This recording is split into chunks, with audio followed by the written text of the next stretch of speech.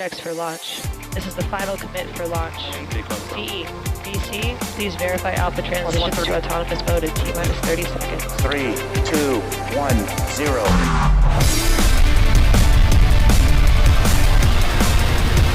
Vehicle is supersonic.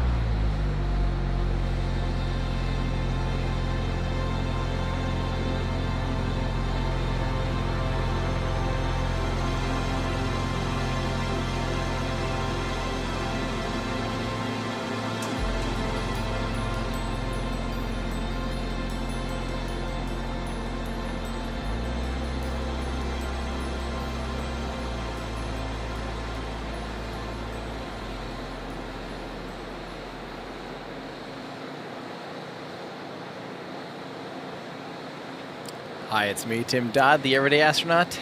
Welcome to a little bit chilly Vandenberg, California. I am here with a beautiful rocket sitting on a launch pad, and everything is looking fantastic. We are here today, of course, for Firefly's Alpha rocket. Everything's looking good, guys. Except for the fact that I'm chilly. Other than that, everything is go across the board. So things are looking fantastic. And of course, as we do here, actually, even before we do this, I did want to say a real quick to all of our friends and family that are in Florida right now. Our hearts go out to you. You know, obviously, Hurricane Ian has really put a damper on a lot of activities here. A lot of people here work very closely hand in hand with a lot of our friends out in Florida. So our thoughts and prayers are with you all. But hopefully we can see some good news out here on the West Coast with an exciting new rocket. So just know that we're thinking of you, and hopefully we can all see each other soon. So that being said, I think I'm going to take you guys over to a little website, everydayastronaut.com. And that's where we're going to go ahead and go through our pre-launch preview. So anytime you guys want to know anything about rocket launches and what's going to be happening, you can head on over to everydayastronaut.com and you can click on upcoming launches. And this launch today is what we're here to see. So this is FLTA002 To The Black. So subject to the launch window right now is September 30th, which right now it's funny because it's actually the 29th here, but it's going to be the 30th by the time this actually happens. Because it's going to be happening just after midnight here out on the West Coast. So you can see here our T clock in the top left shows us T-minus 1 hour and 24 minutes. So that's fantastic. All things are looking good. So that's so that's at 7. Actually, it looks like maybe I swear I updated my website. Crew's going to be like, you didn't update, but it is the actual T0 time. The launch window is actually from 12:01 midnight until 2 a.m. midnight, but the T0 time right now on the clock is 12:07, so 7 minutes after midnight, but everything's tracking great for that. The mission name for this is FLTA002, also known as To The Black. This is the second orbital launch attempt for, which rocket is this? This is Firefly Aerospace.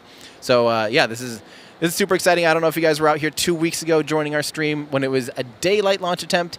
Now it is smack at midnight, basically, and but it's gonna be great. I mean, everything is looking so good that we're all just gonna be super excited to get this thing off the ground, of course. So the customer for this, now this is interesting because this actually has a handful of people on board.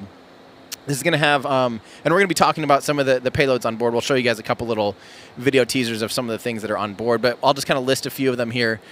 First, this is going to be Firefly, NASA, Teachers in Space, Libre Space Foundation, AMSAT Spain, and FOSA Systems. Now, the rocket for this is Firefly's Alpha rocket. And, of course, again, we'll talk about that in a second. The launch location for this is out at Slick 2 in Vandenberg Space Force Base, which is, of course, you'll notice I said Space Force Base. It used to be Vandenberg Air Force Base. Now it is a Space Force Base. Slick 2 is where the Delta II used to launch from.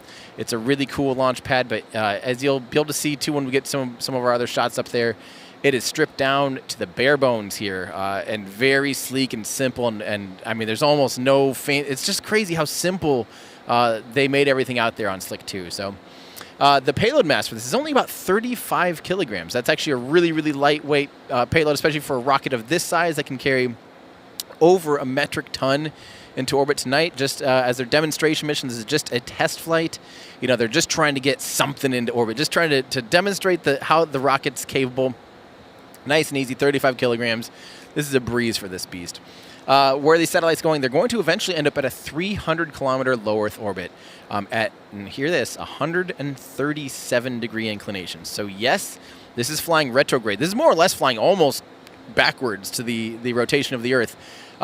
Even though our latitude here, we're further north than you would be if you're in Florida at Kennedy Space Center. The difference here is we're, of course, on the West Coast, so you can't overfly land. You can't fly east from California without overflying, well, I don't know, Santa Barbara or Los Angeles or Las Vegas. Some of these bigger cities, and, of course, with rockets, that's still considered a no-no. So therefore, when you're launching from Vandenberg, you either fly south or some corridor west, so you're flying over the Pacific Ocean, and that is the case today. They're flying a nice, safe, and simple trajectory at 137-degree inclination. So kind of different. I've never, outside of Firefly and these launches, I've never actually covered a launch that goes backwards. That's exactly what this does. Will they be attempting to recover the first stage? That is not a capability of Firefly's Alpha rocket. So therefore, the first stage will splash down into the Pacific. And also same with the fairing recovery. That is not a capability of the Alpha. So these are brand new fairings. Now the weather is currently, get this, 100% go. I don't think I've hardly ever heard that, especially out here at Vandenberg. But last I heard, 100% go. So that is just fantastic. Obviously, that's what we want to hear out here. So this is the second launch of the Alpha rocket. This is the second launch in total for Firefly, the company. This is the first launch of Firefly this year. This is the 10th launch from Vandenberg this year, and the 124th orbital launch attempt of 2022. Busy year, my friends. So yeah, we've got a few things here. You can see on our website we actually have a handful of the payloads in here. So the first one we actually have is Teachers in Space. And this is, we actually have a little video here to show about Teachers in Space. And I think we'll go ahead and show you that now. Maybe. I wish, like, so bad I could be like, here you go. Maybe either that or the NASA one. I'm not sure. Okay, we're pulling up Teachers in Space. Here we go. This is a little video about Teachers in Space.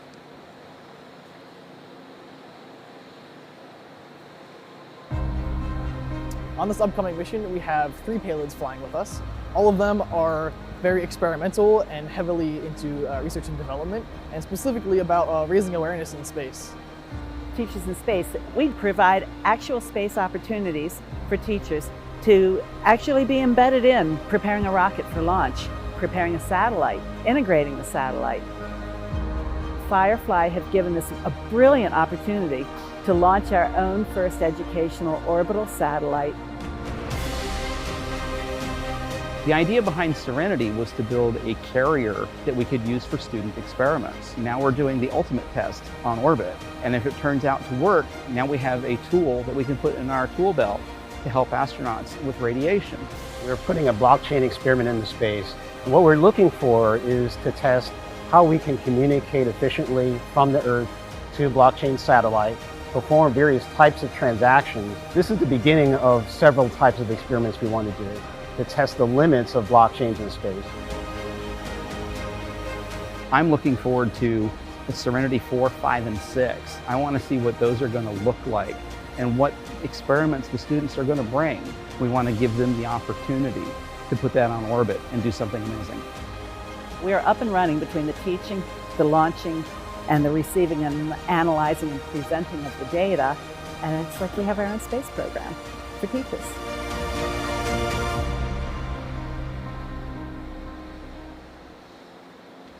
All right, so yeah, that's a pretty awesome little thing there. But the next one that we actually have is NASA tests. This is the AMSAT 15, and this one I'm actually really excited about this because I think that this is something that we have to be considering a lot as there's more and more satellites getting up into orbit, and as space is getting busier and busier these days.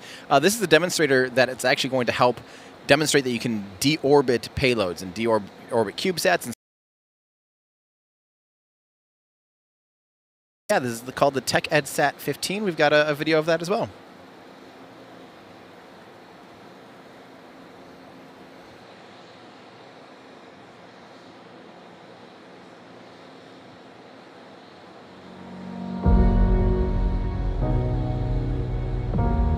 NASA's mission is to help stimulate and advance commercial space.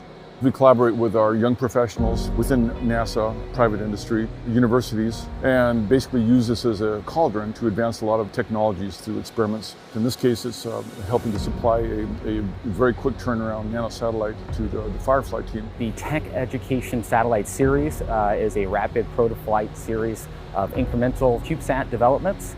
It's a good pathfinder for new launch vehicles, which helps reduce the risk that we have for other NASA missions. There's so much you can do with small cube satellites. I mean, we can help with climate change. We can help with climates in Mars, climates in Venus. We're doing pathfinding efforts to enable, manufacturing and low Earth orbit. We're really interested in taking the nanosatellite concept and moving that to the lunar environment as well as Mars. Our primary payload actually for AMSAT 15 is our exoatmospheric braking device, which we like to call our exobrake. Our exobrake is made out of a material that's the same exact thermal blanketed material that was on the space shuttle, which enables us to have a certain amount of control authority in regions of our atmosphere where most other CubeSats cannot. We're also flying solar panels that are commercial off-the-shelf units. It lowers the cost of the most critical component of our satellite. I could actually command the satellite using email actually. When we were quarantined at home, I was actually commanding satellites in my bedroom. I got my aerospace engineering degree from San Jose State. You're taught very practical things from the get-go. That translated almost seamlessly into industry work, especially at NASA, and integrating here with Firefly. SGSU is in a very strategic location. Being next to NASA Ames Research Center and being near Silicon Valley, we have an opportunity to work with technology that's actually cutting edge and then be able to apply that in a space environment. My generation is involved in watching all the Apollo launches when I was a child, and always wanted to work at NASA and teach and be part of this. We have the job of turning science fiction into science fact. It's an opportunity for me to also work with our younger staff and excite them. They're going to define the next generation of space and space exploration.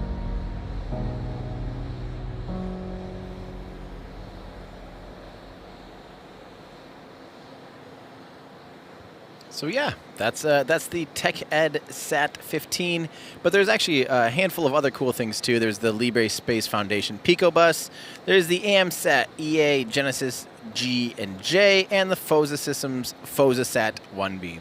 Now we have again a full rundown on all of the small payloads on here, and like I said, this Firefly, the rocket's taking it pretty easy with this light of a payload. This vehicle is capable of a lot more, but for your first mission, obviously, a demonstration mission like this, you just want to keep it light and easy for it. No big deal. So this is the kind of the things we're hoping to see here. We're coming up on, as you can tell, it's T-minus 1 hour. So we're well into the count. And we're going to hear commentary about terminal count for the go-no-go poll around T-minus 20 seconds. That's kind of the next time we'll be checking in with mission control and all that stuff. But yeah, there's if you guys want to read more about Firefly's Alpha rocket and all of the different things that it does and why it's cool and unique, and even the things that they've upgraded and changed compared to the first one, again, go to everydayastronaut.com, click on pre-launch previews, and everyone in chat, please say thank you to Florian for writing this awesome article, and to the rest of our website crew for just keeping this all up to date, which helps inform me. So yeah, thank you very much, website crew.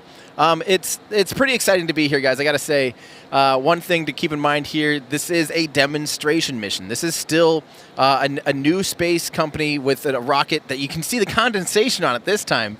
That's cool. We couldn't see that out when it was warm the other day, but it's a lot chillier today. I'm keeping my hands in my pockets with a hand warmer even. It's that chilly.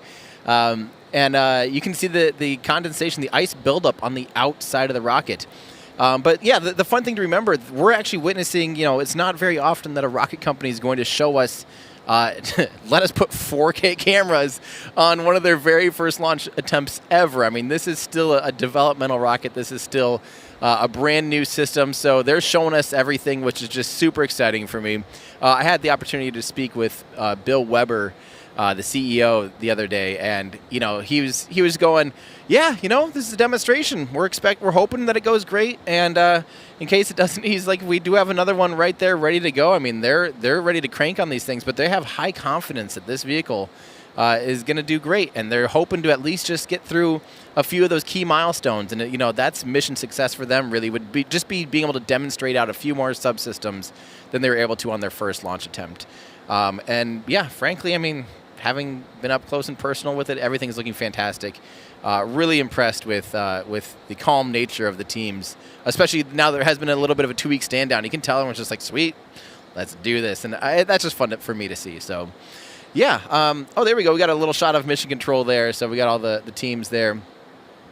So far, as far as we know, they're working no issues, which is, again, pretty amazing for a company this young to be able to be doing that. So let's get to a few of your guys' questions and things like that, too.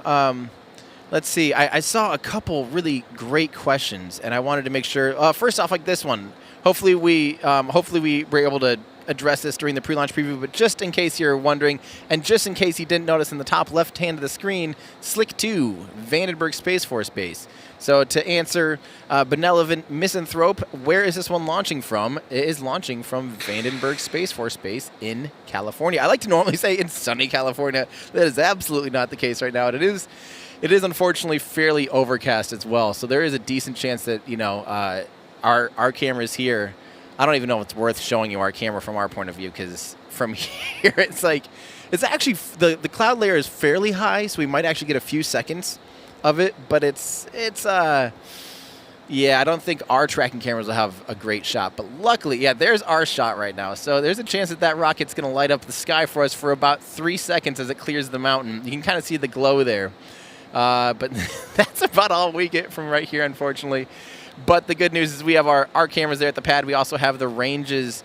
They have some infrared cameras that are able to see through clouds and things like that, which is great. That's what that is. Believe it or not, I know that doesn't look like much for a shot that I'm excited to answer. This is from Wyatt Leonard asking, how does it fly, considering it has no visible control surfaces? Is it all the engine gimbal? And that's exactly right. If we get back to a shot of the rocket, I don't know if we have that pulled up here, maybe the one that even shows the engines per chance, if we can pull that up on screen. That's what's really cool about this. You'll notice that there's 4 engines, and in opposing pairs, they are just a single axis gimbal. So one set of engines can gimbal kind of your pitch axis, and the other 2 can do your yaw axis. But the cool thing is, if you do them in opposite, you can control roll. So the whole engine and the whole rocket steers completely via the gimbals, via the thrust vectoring of the rocket engines. And that's the cool thing about that, is that that's obviously how you steer the vehicle when you're outside of the atmosphere. Because, some rockets you might see, some fins or some things to help. Like the Saturn V had some stubby little tiny fins at the base of the rocket. And, that rocket was a whole different piece altogether. But those fins like that are only helpful in the lower portions of the atmosphere. As soon as the rocket gets at higher speeds and out of the dense part of the atmosphere, those fins are just dead weight. So you might as well have a rocket be controlled entirely via the engine gimbal. So that is something that this rocket's doing, and having it be only single axis on opposing pairs, it's actually really simple. And I talked to their former CEO, Tom Marcusic, about that in an interview that I had with him last year. Just kind of asking, have you guys thought about making it, dual axis on each engine? And he's like, no. He's like, in the rockets, you got to cut out the it's nice to have idea. You can't just constantly be like, it'd be really nice to have, dual axis gimbals on each engine, because you end up just adding weight and you just cut away from your payload capacity. So the Firefly is really interested in just making a really simple rocket, trying to strip it down to the bare necessities, which is why their rocket is actually capable of over a metric ton to orbit. Actually, a really cool, I gotta give them a shout out to their website. If we go over to firefly.com and look at their website, this is a really cool, shows you kind of the insides of the rocket and everything. So yeah, Firefly Aerospace, if you just search it on Google, you'll find it, and you'll notice that, so the payload to LEO, the number quoted here over a metric ton, 1,170 kilograms, that would be if they were launching from the East Coast, and they do actually have a launch complex out on the East Coast that is currently not ready yet until they demonstrate that this baby is ready to go. But the payload out here, what we'd be looking more for is the SSO, so that's sun synchronous orbit or polar orbits. It'd be more like around almost 750 kilograms. So this is at the upper end of what you can expect from a small sat launch vehicle. That's for a small sat launcher. That's quite a bit. So yeah, that's pretty awesome. And you'll see too on their website, of course, we're seeing.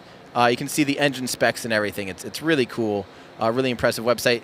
And yeah, you can get a little sense of how things are going there. So hopefully that helps you guys. And we also, I think, we have a way of showing a cool overlay too of the rocket that maybe I'll surprise you with. You guys have probably seen it, but we'll pull that up at some point too. So this is a good question from John S. Is it flying north or south from the pad? So it's actually flying more or less southwest. Quite a bit west, though. That's actually, hey, look at that. We already got that pulled up on our feed, too, where you see all the specs of the rocket. I think that's pretty awesome. That's cool. But yeah, so the rocket's mostly flying southwest, and again, that is retrograde. That is against the rotation of the Earth. So it's actually harder to do. Now, it's not necessarily more technically challenging per se for, you know, these days rocket engineers and the people that plot out the actual course. I mean, that's what they do for a living. So for them, it's relatively easy to take those things into consideration, the rotation of the Earth. But it takes away from your payload capacity. So if you're flying retrograde, you lose almost half of your payload capacity. But of course, again, this rocket only has about 35 kilograms on board. That is so far under what the rocket can even do from sun-synchronous orbit. So again, they're flying like 1/20th of their payload capacity for this demonstration mission. So yeah, let's see. Let's answer a few more questions here. Oh, that's awesome. Kevin, thank you so much for being a member for 5 months, a channel member. That really means a lot. It's saying you got your space shuttle ejection spacesuit hoodie that I'm wearing to not freeze tonight. I have 2 more layers underneath this, and I'm still like cold. I got a hand warmer in my hoodie, and I'm just it's awesome, great quality and presentation. Well, thank you so much for supporting the channel in 2 ways, as being a member and by shopping around. It really, really means a lot. So.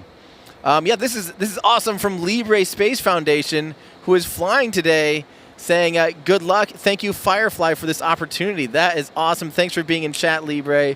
We're really excited to see this baby fly today. I'm feeling really good. I think it's gonna.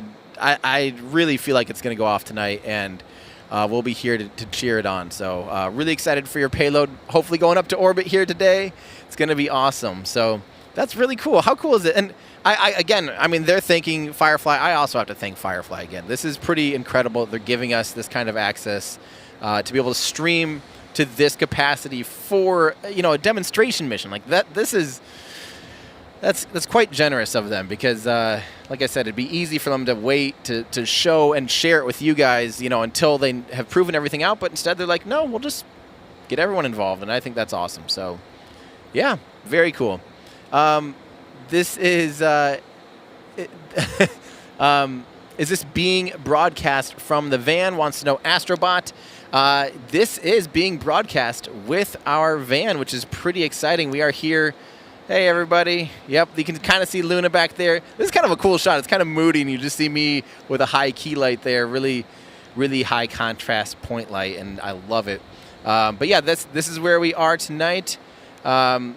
You can see Luna in the background. Hopefully this is going to be the first launch that Luna sees. I'm ready for it, and yeah, that's pretty fun. So let's see. This is Sean asked a question asking, what's the purpose of the LOX venting? So you're seeing a lot of, technically you're actually seeing GOX, gaseous oxygen, being vented, and that is because you don't want that gaseous oxygen to maintain, to be inside of a tank, because it expands. When oxygen changes state from liquid, does a phase change from liquid to oxygen, it expands almost 1,000 times in volume. So obviously, as it warms up, and you can hear it venting even on stream right now, you can tell that it's actually going to be going out these. They have little vents just to make sure, as that happens, as that boils off. Just imagine, literally, water does the same thing in a kettle. You know, when you boil water, and as water evaporates or boils off, it creates a lot of pressure, right? And you know, you can use that to make a whistle or run a locomotive or something like that. It's the same thing with liquid oxygen, but liquid oxygen obviously boils a lot lower temperature than, say, water. So yeah, so that's exactly what we're seeing there. You're just seeing the liquid oxygen, and you can actually get a good sense of how full the rocket is by how high up that frost line is too. So that's pretty cool. It's coming up all the way to the F. So that's showing that the LOX tank is nearly full on the first stage. So yeah, so as it warms up, because, you know, obviously the ambient air temperature out here is a lot warmer than the temperature of liquid oxygen. It does actually still boil off, and it gets warm, and then they need to just vent it out. But it's still really cold as that liquid oxygen gaseous oxygen is being vented out. It's coming in contact with especially out here, especially along the coast, very high humidity, and then it makes these condensation clouds, and that's exactly what we're seeing now. So you will notice it's a black rocket, but it's you see its frost line there, which is pretty cool. Yeah, that's awesome. I love seeing that. Let's see here. This is a fun one to talk about, actually. Cosmic Bot says, hey, everyday astronaut, the Soviet engine poster / video was and is really dope. I just got mine a couple days ago. Are you going to make a video and corresponding poster for American engines? That's a good question, especially when we're talking about this rocket in particular. A fun fact about Firefly's Alpha and the Reaver and Lightning engine, there's 4 Reaver engines on the first stage, a Reaver and Lightning engine on the upper stage. They kind of blend heritage because it actually has... the Ukrainians helped develop some of the turbo pumps and turbo pump systems for these engines, and it uses the unique tap-off cycle. So this is one of the few engines in the world that has both American heritage with some of the RS-25 copper milled combustion chambers and things like that, but also has some of the Soviet turbo pump and machinery that the Soviets were so well known for. So yeah, that's. But as far as making one for for the American engines, it'd be a lot easier, assuming that I did an American-style engine about engines that have flown. Now, the U.S. Has a lot easier timeline for us on, the number of engines that the U.S. developed was far less than the number of engines that the Soviets developed. So it'd be a lot easier of a family tree, and I would like to do that someday for sure. But, of course, it gets a little bit trickier if we're to include all of the new startups. My word, there are literally like just an insane amount of people right now developing propulsion systems. It's just incredible. And Firefly, with their Reaver engine, they're going to be that's going to be used. That technology is going to be used on Astra's rocket, and it's also going to be used on Northrop Grumman's Antares rocket. It's going to be the new first stage of the Antares rocket. So Firefly has been busy with propulsion, and it's fun to see that that's paying off for them. So this is a good question again from Astrobot. Astrobot's getting in here twice. Don't forget, you guys, if you ask a good question and one of our mods sees a good question, we'll throw it up on air. Am I scared of losing the cameras? Frankly, no. I mean, our cameras are relatively far away. This rocket's not huge compared to some other rockets out there. We put cameras closer to some bigger rockets, but this one. I am a little bit. This camera that we're seeing right now is probably the one I'm most worried about surviving, actually, because it and the fairing and the umbilical cam that we have, those two are pretty close. Like that's probably only like 30 meters away, about 100 feet away. We'll hope to be able to recover that. But the other ones are relatively far away. These are all That's a Firefly camera, so those ones are in a proper housing, along with that one, totally inside of a flame-proof and blast-proof housing. But this one's far enough away that I think it'll be okay. And our other one, the hillside one with the trench, is a little further away yet. I'm not too worried about it because there is a proper flame trench. If this vehicle didn't have a flame trench and the exhaust plume was coming out in all directions, I'd be a little more worried. But you can see the flame trench will divert a lot of that flame completely off to one side. If we show that hillside shot too, you'll get a good sense of see here, so you can see the rocket, and you can see kind of some yellow railing, and then kind of a swath of concrete there. The flame's going to be shooting out that way. We'll probably stay on that camera right at liftoff because, that'll probably be an exciting area to see it at launch. So.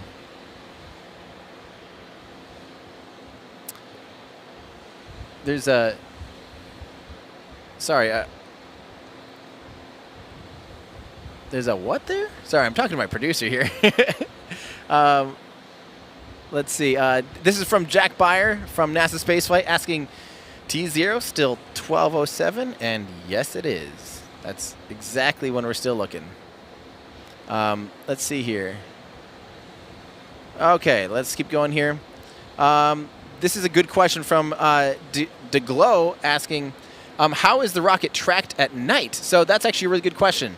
The range out here has some infrared cameras. We can pull them up. They're not pretty, but that'll at least show tracking assets. That will work through clouds.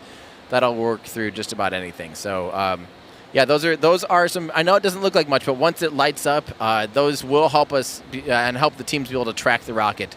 So at night, that's a really good asset. And of course, our tracking cameras are just visible light. Not sure we're going to see much tonight. Again, it's a little bit overcast, so yeah. Let's see. This is from R3 Poman XL saying, welcome back to Vandenberg Space Force Base. A night launch will hopefully make up for the scrub the last 2 weeks ago. Fingers crossed. Yeah, I mean, honestly, everything's looking great. And at this point, I think the teams are just really excited to get this thing off the ground and see what they learn. You know, that's what these test flights are for, is really to learn, to validate your systems, you know. And when you can sit there all day and design a paper rocket. You can sit there all day and test something on the ground over and over and over until you're blue in the face. But until you go out there and you actually fly, it's all, you know, who knows, right? So I mean, so this is still a really big milestone. Getting to orbit is extremely difficult, especially, you know, when we're talking about companies like this.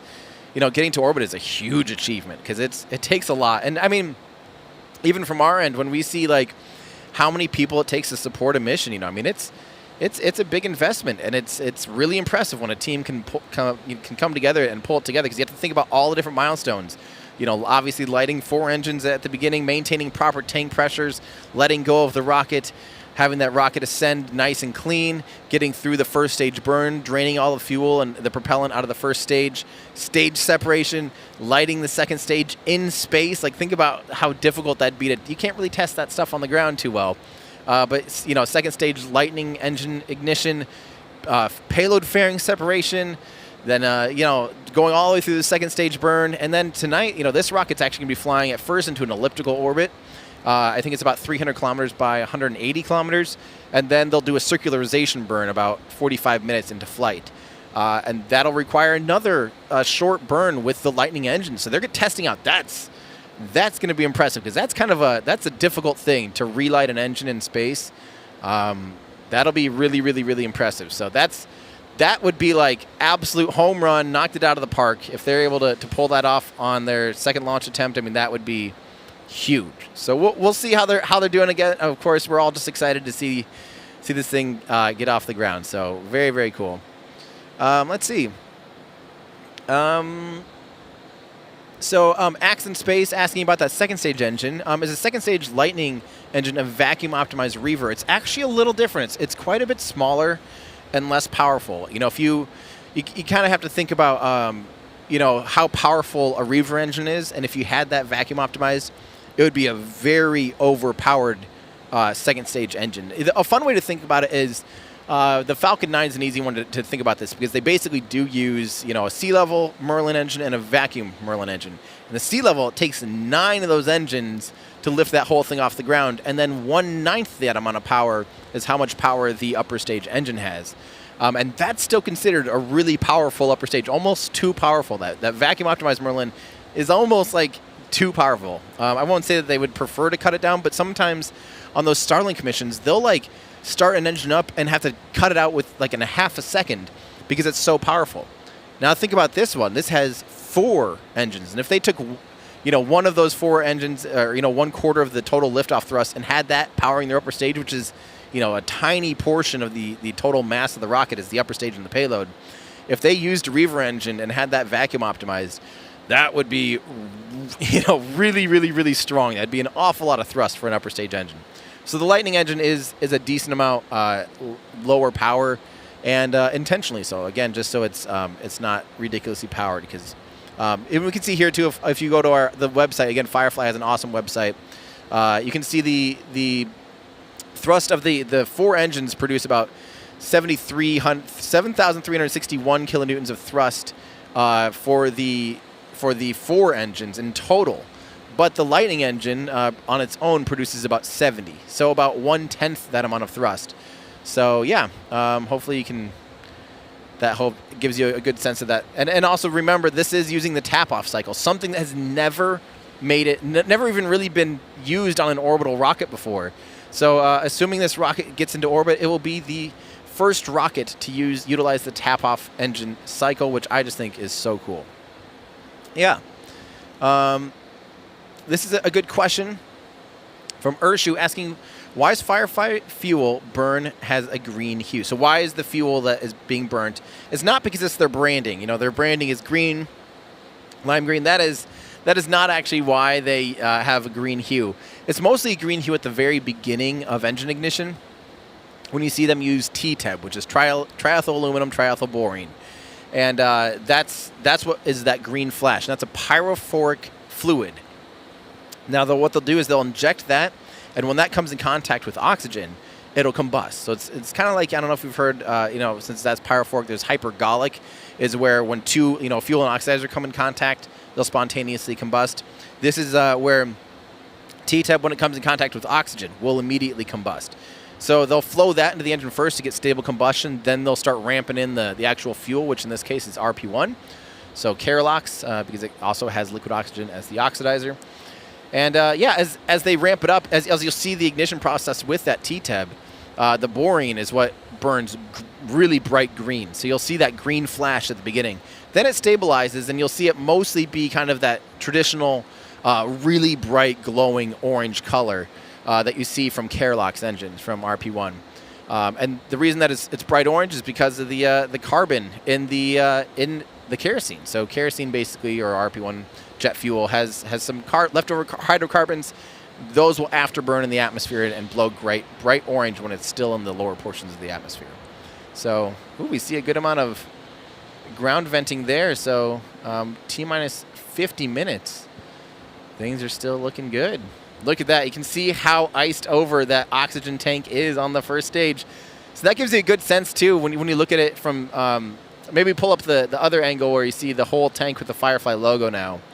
The fun thing about that is you're going to see the entire logo is mostly encapsulated in ice, which is pretty crazy here. So, yeah, you'll notice that's still the other view. It's that main shot. Yeah, I bet we won't even hardly be able to read Firefly on it because it's got so much ice. Now, I did learn something, actually. I said something wrong. There we go. Look at that. You can't hardly even see it. It's all behind ice. You can see a little bit of the E in the band, and that band there is actually where it's kind of double bonded carbon fiber to join the oxygen tanks.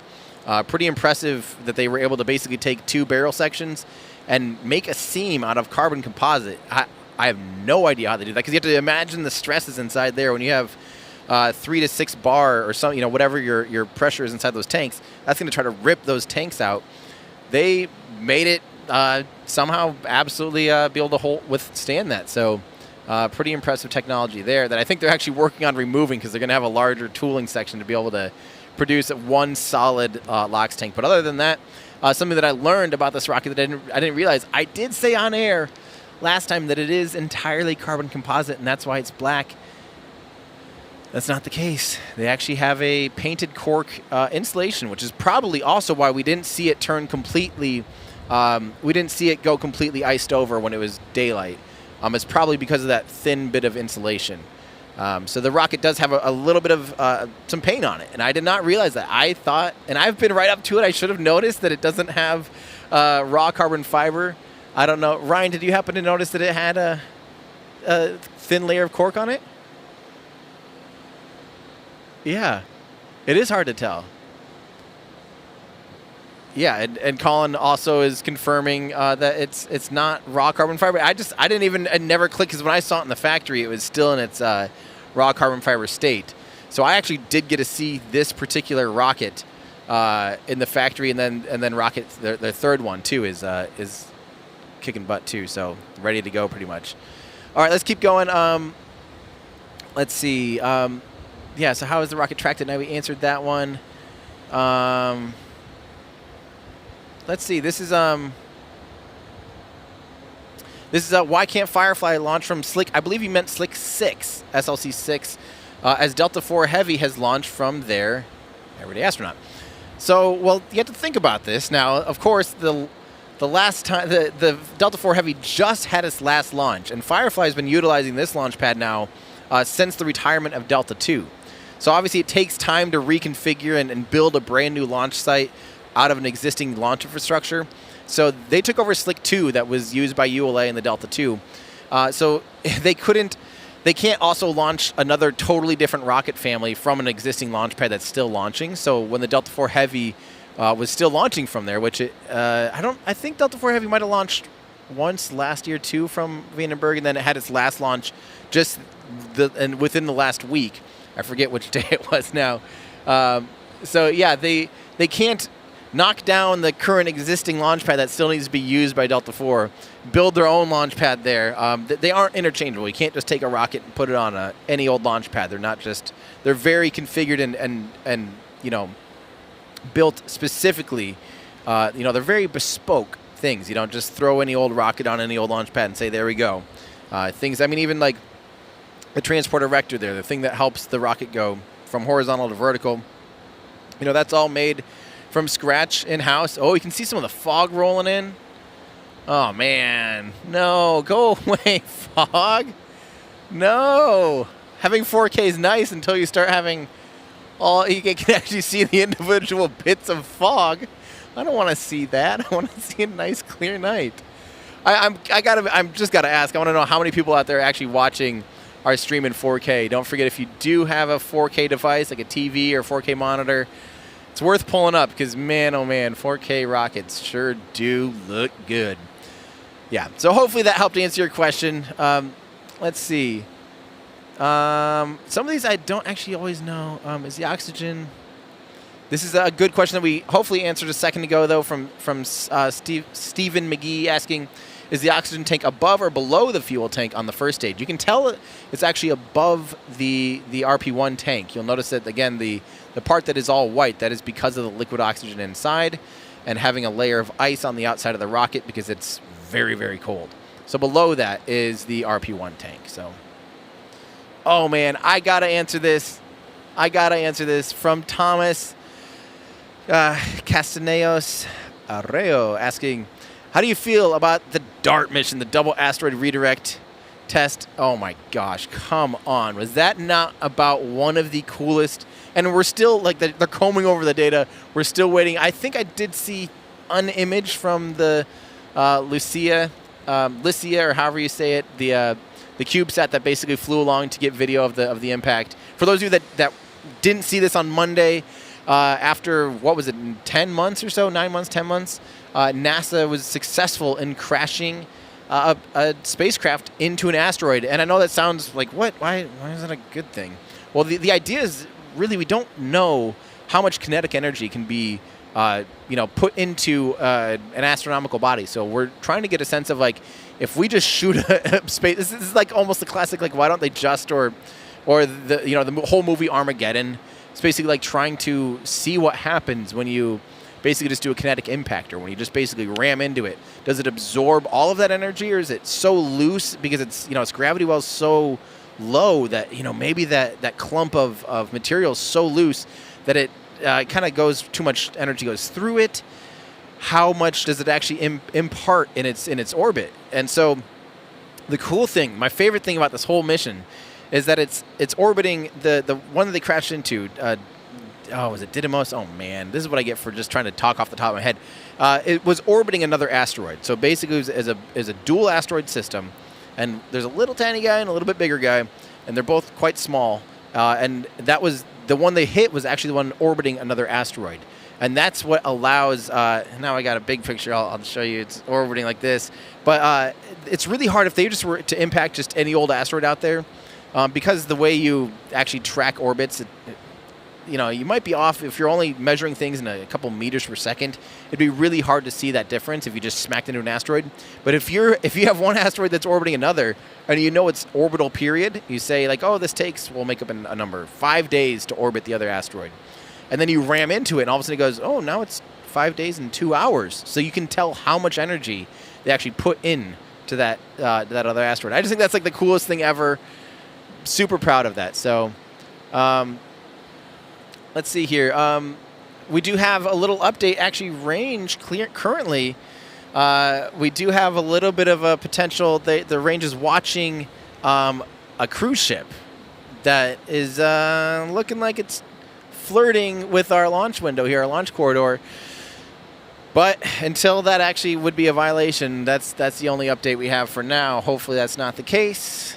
I feel like Vandenberg, because there's still not a ton of launches out here on the West Coast. It seems like marine traffic, air traffic's not as used to it as they are at the Cape. The Cape's pretty well honed in. Like, it's pretty rare to have a violation for the range. But out here, it's just launches aren't quite as frequent. But you still would think, like, check those charts. Check the charts, people. Let's see here. This is awesome from Brian Myers. Let's see these Reaver engines roar. Yes, please. Oh, we are so ready. Let's see here. This is a great question from Sanchi asking, this shouldn't be a bash, and I understand why you can say it, but why are people putting payloads on rockets that have never had a successful flight? Well, that's why, you know, when it's a demonstration mission, when it's a test flight, it's basically like, hey, we'll do this for free. You know, they're obviously giving away a free ride, and that could potentially be something that could cost millions of dollars. So if you have a relatively simple, inexpensive payload, they take that risk. They say, hey, if we could potentially get this thing to space for free, like, we'll take it, you know, even if it's, you know, 50% chance of success or whatever the odds are given, you know, that's worth it. So you don't want to, that's why you also don't put anything super high priority on a brand new rocket. You know, a lot of people were asking, you know, like back in the day with, you know, SpaceX's Falcon Heavy rocket, why did they just put a car on it? Well, you don't want to put a fancy, expensive, you know, telescope or something that costs $1 billion on a test flight mission, because it's a test flight. You know, you have that expectation that we're going to push it and see how we do, see what works, and hopefully learn a ton. And that's exactly what they're doing here today. So you want to do payloads that are, you know, not costing hundreds of millions of dollars. So that's why they're small CubeSats, and they're taking a little bit higher risk by but they're hoping to get a free ride to orbit. So we'll see. Let's see here. Hopefully I answered this one earlier, Scotty Allen. So does the control scheme, so their particular control scheme, like I said, has opposing pairs. So one pair of engines can kind of control yaw, the other pair of engines can control pitch, and then if they move in opposite, they can all four control roll together if they want to. But each engine is actually only capable of a single axis gimbal. It's not dual axis gimbaling. So they can go just on a single axis. I hope that makes sense. I don't know if I'm doing a very good job of describing that. Let's see. This is a good question here. When does the launch window close? It closes at 2 a.m. Pacific Standard Time. So you'll see that's it's almost coming up on 11:30. We're coming up on, we're almost to, Pacific Daylight Time. Wait, is that what it is? PDT, Daylight Savings Time. Oh, I hate that. I can't wait for that to be done. For those of you guys that don't know, we're about to get rid of Daylight Savings Time altogether, or at least the switch over. And that's going to be awesome. So yeah, we're in Pacific Daylight Time, 2 a.m. It's 7 hours behind UTC, so you can do the math there. The window, I think, ends then at 9 UTC. So hopefully that makes sense. All right. Oh, man, Dougal, if I were able to commentate a Saturn V launch, what would I highlight? Holy cow, how would I even know there? Honestly, everything, the size, I love things. Okay, some of the structures and the things that I love about the Saturn V, I love like the inner tanks. You can see there's these corrugated sections on the Saturn V, these kind of rigid. You'll notice most of the tankage is nice and smooth, but then every now and then you see these weird ridges. Maybe you've never noticed that, but you'll see lines. The Saturn V, that's how they made it structurally rigid between the tanks, because some of the tanks, like on the first stage, didn't have a common bulkhead. They had separate, you know, like a fuel tank and then an oxidizer tank, and there were domes on the top and bottom of each one. So there's a little space there between those two tanks on the same stage of rocket. And so in order to make it structurally beefy, they had to use like kind of corrugate, like zigzag the metal and bend it. And you'll notice those corrugated sections in between those tanks, in between the propellant tanks on, say, the first stage. So yeah, pretty cool. So Matthew Garb wants to know, how long is the delay from real time to YouTube? Good question. With 4K, it is a little over 20 seconds. So if I were you, I would go outside at T-1 minute. That would give you ample time if you're within viewing range in the south. Where are we? Mid coast, California? I'm not sure. Central Coast. There we go. Central Coast, California. If you're Central Coast, yeah, you. I would say at least T-1 minute. So let's see here. Okay. This is a great question from My Left Foot. You know what? I have not done this. I don't know if this is coming in on comms tonight or not, but I better do a little confirmation check here from our team. Did I confirm the pointy end is up? You know what? I haven't yet.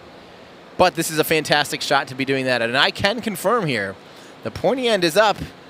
And let's pull up those engines. We'll be able to confirm there that the engine's pointy, flamey end is down, my friends. So this engine is in the correct orientation.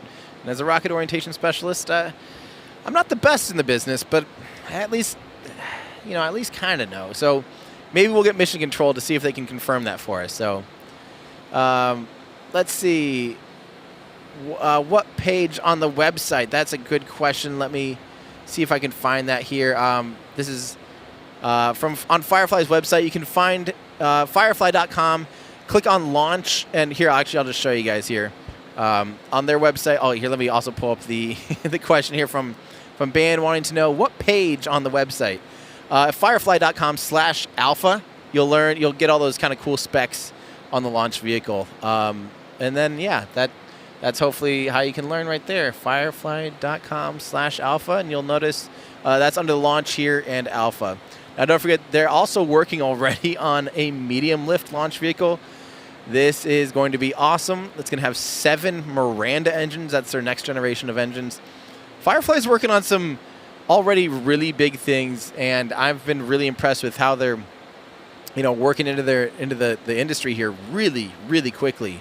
I do need to give a shout out. Again, they don't ask me to say this. I just feel like I need to say, because I've been working with a lot of the people out here. They need help. They are hiring.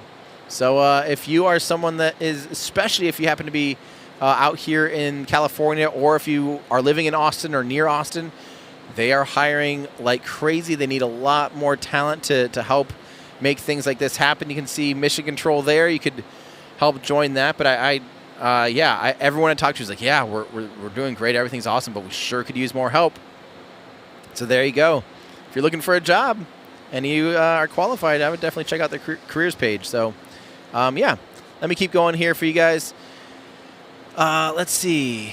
An arrow point or a cube? I'm not sure what that means. Does the lunar phase... Interesting question, Bradford Ben.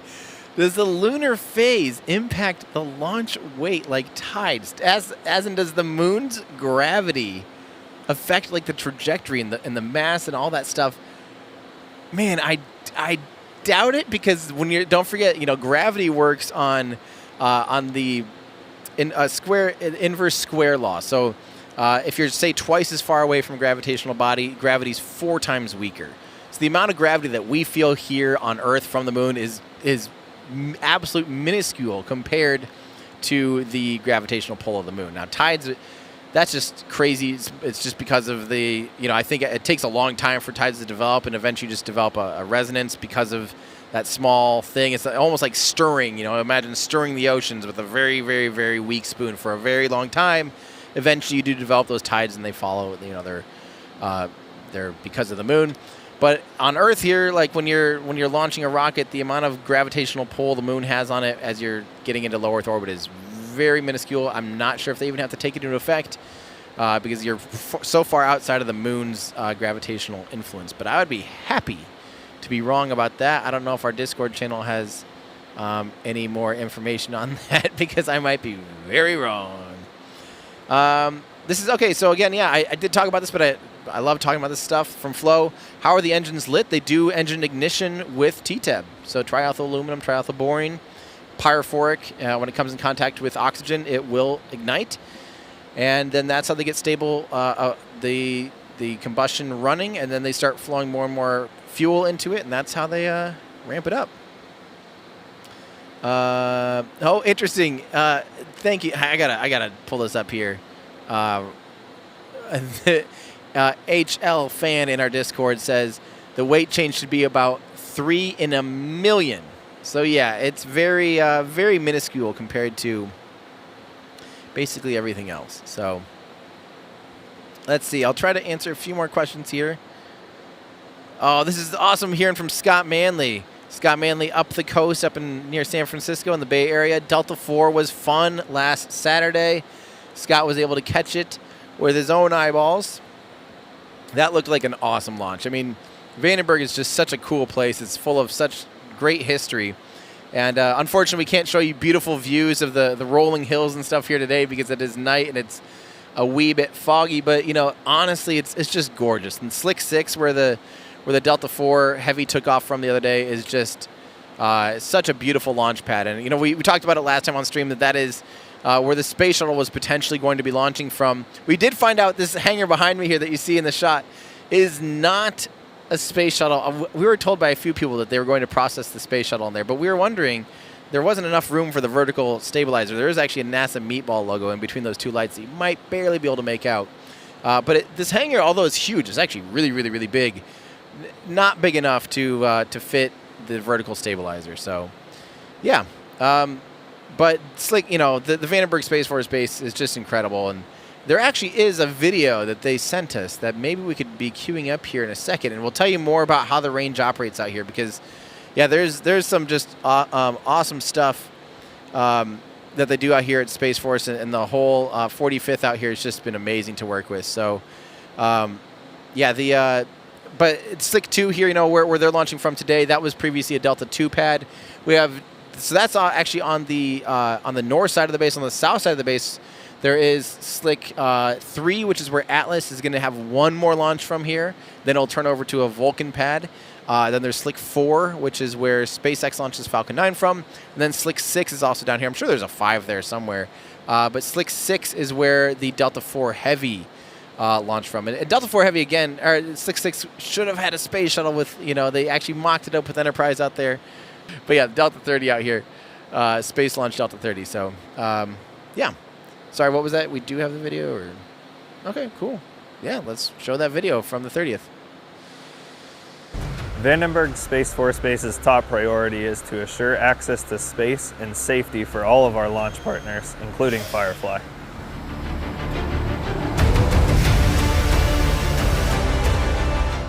The mission of Firefly is to make space for everybody. And what that means is to allow access to space for even the smaller payloads. We're here at Slick 2 getting ready for our second flight of the Alpha vehicle. We're very excited about it. It's really been great working with the range and the base on safety, flight safety, public safety, pretty much all aspects, getting ready for a mission.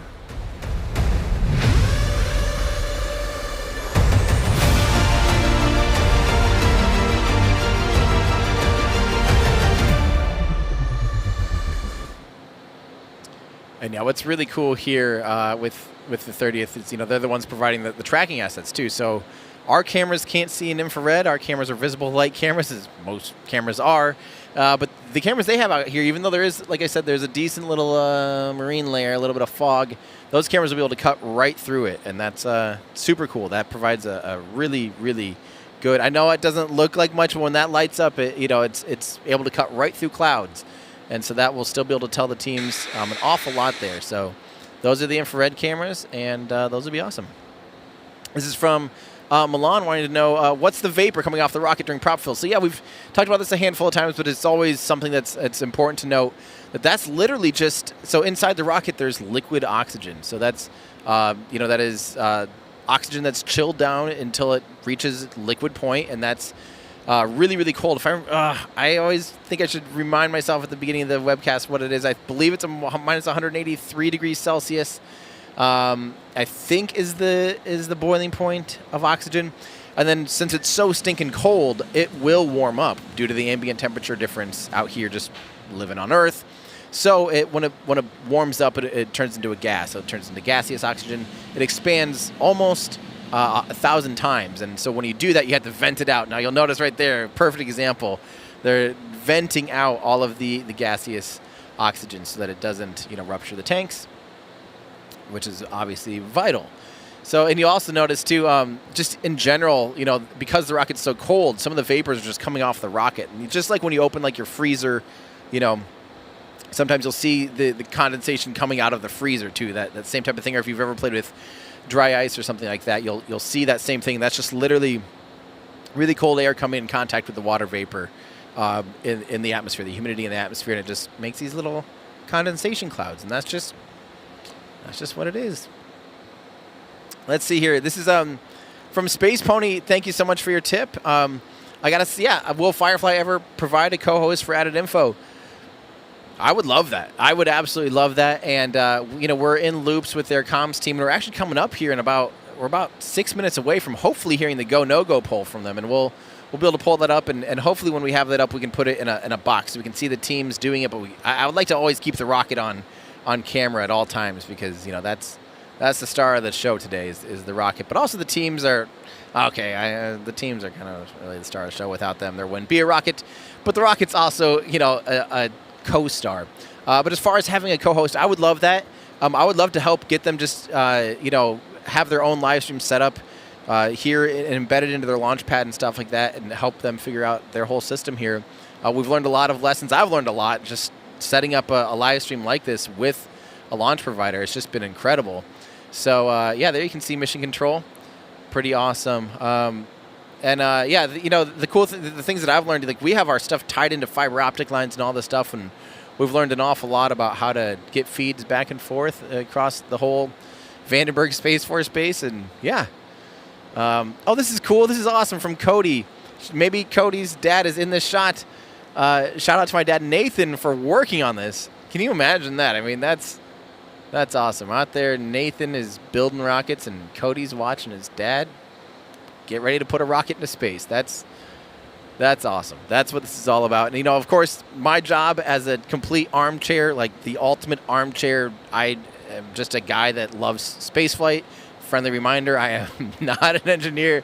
I don't have a degree in any of this stuff. I just love this stuff. So take what I say with a grain of, I'll say a grain of sand, because a grain of salt would probably be the right way to say it. But this way you reiterates that I am just an enthusiast. And my job is to help you guys get excited about this stuff, and also to help remind you that there are people out there that, you know, work on this stuff tirelessly, that work on it day and night, think about every little component of this rocket, that know more about the inner workings of this rocket than I could ever know. You know, there's people out there that are know everything about a certain valve, you know, that are like valve experts. There's people that are avionics experts. There's people that are programming the code to do all of the things that I just can't even wrap my head around. So, you know, my job is to help make rocket science fun to the best of my ability. And I'm always learning, and I hope you guys are always learning too, because that's what this is all about. So it's just quite an honor. I mean, this is like the ultimate dream for me, is to be able to be streaming a rocket launch that's about to go to space. I mean, come on. Like, that's just absolutely ridiculous. And it's such an honor. And I'm, again, so thankful to the teams at Firefly for trusting me with this. I mean, trusting us to be out here and to let us set up 4K cameras on the launch pad. I mean, that's just absolutely so. Yeah, and I got another reminder we got the go, no-go poll coming up here in about 3 minutes or so, and we'll be able to bring you guys that audio as well when they do that, so that'll be awesome. Let's see here. So the prop load on this rocket, Chris, hey, awesome. I didn't even realize who said it. Chris Ambrosky, who has ridden on a Falcon 9. We have an astronaut asking, maybe I'm spoiled with a 35-minute prop load time for the Falcon 9. But how long before T0 does this rocket get fueled? Very good question. If I remember it, they actually begin prop load. Is it T-minus 4 hours, Ryan? Do you remember? Is that? I'll pull it up here on our website. If I recall, and maybe we can get a reminder. I believe, let's see. LOX load began at T-minus 3 hours and 40 minutes. So that's when they begin LOX load, and I don't remember, fuel load might be like T-minus 2 hours. So basically prop load begins just under 4 hours, T-minus 3 hours and 40 minutes. So awesome. Everyone say hi to Chris Sembrowski. So cool having him in chat here and asking questions. Really, really appreciate the shout out there. Let's see here. Again, another reminder for Edgar. Will the rocket go south or straight west? It's kind of southwest. It's 37 or 27 degree inclination. So it is 137 degree inclination. So 180 degrees would be more or less due west.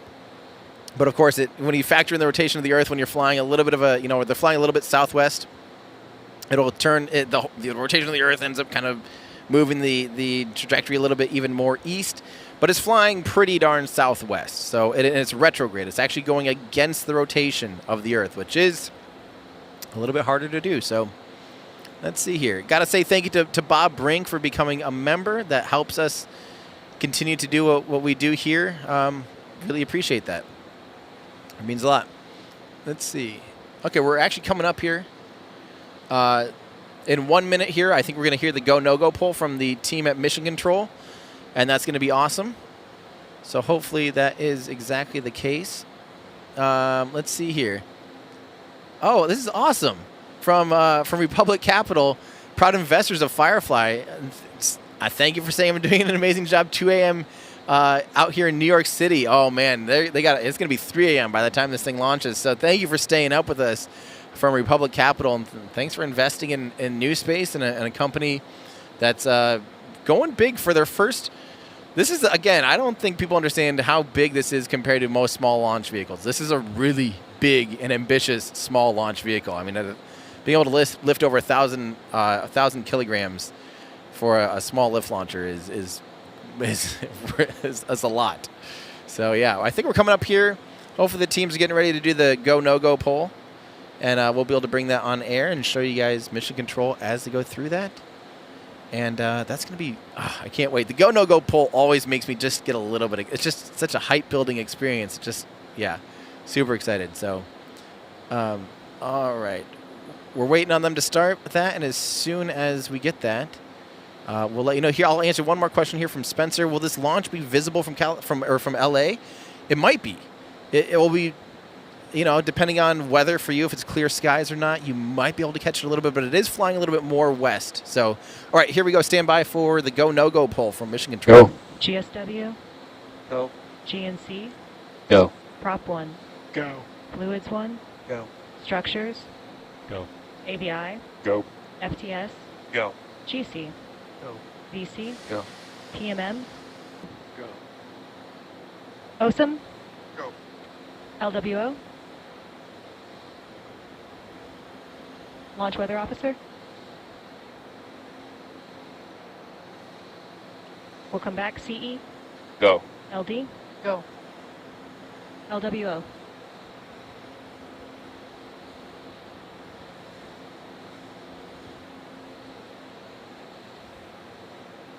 I'm aware. VC, please put the vehicle state machine into flight mode. Copy that. Vehicles transition to flight mode. Transition vehicle to flight mode. Thank you. Prepare hydraulics for terminal count. Copy. Verify set the operation selector to launch. Copy, can confirm vehicle status vehicle launch. Op select. Please run hydraulic strong back auto pinner engage auto sequence.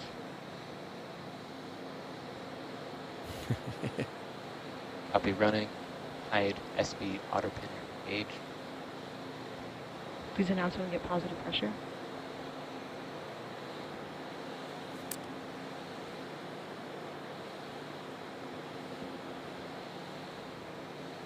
Well, I think we're still waiting to hear for a final go from from Launch Director Megan Roth. Did I miss it? Or were they still waiting on one more? Copy that. They did put the rocket into...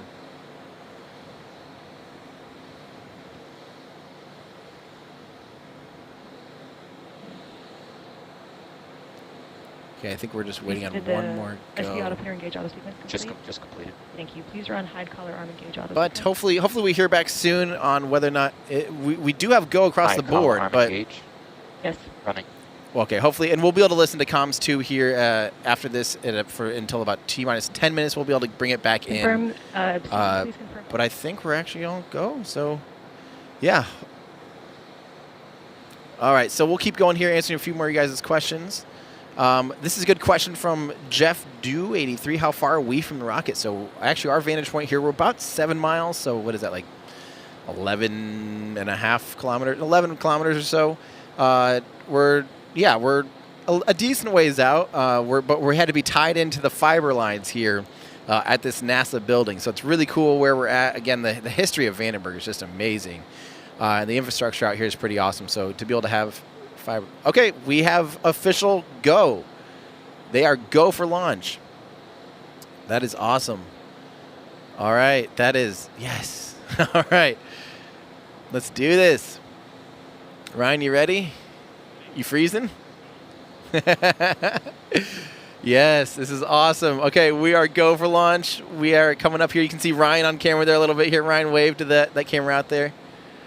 Ryan Chalinsky from Cosmic Perspective out here. We got Allie and Colin in the van running the show. Everyone say thank you to them as well. We're here. We're ready, my friends. This is awesome. The rocket's looking good. We are go, go, go. This is what we want to hear. We want to hear go. This is great news. Let's see. This is a good question actually from Prashant asking, why can't this rocket launch from Florida? And it can. It can and it eventually will. They do have a lease on a pad out there at Cape Canaveral Space Force Station. And hopefully, once they prove out the rocket's good to go, they'll have operational launch pads on each coast. Because obviously, here at Vandenberg, we have there's kind of a limitation to what flight corridors a rocket can fly. So currently, this can really only fly into polar orbits, or in this case, a retrograde orbit. If you want to fly into a more equatorial orbit or more of a low inclination orbit, you do want to launch from the East Coast.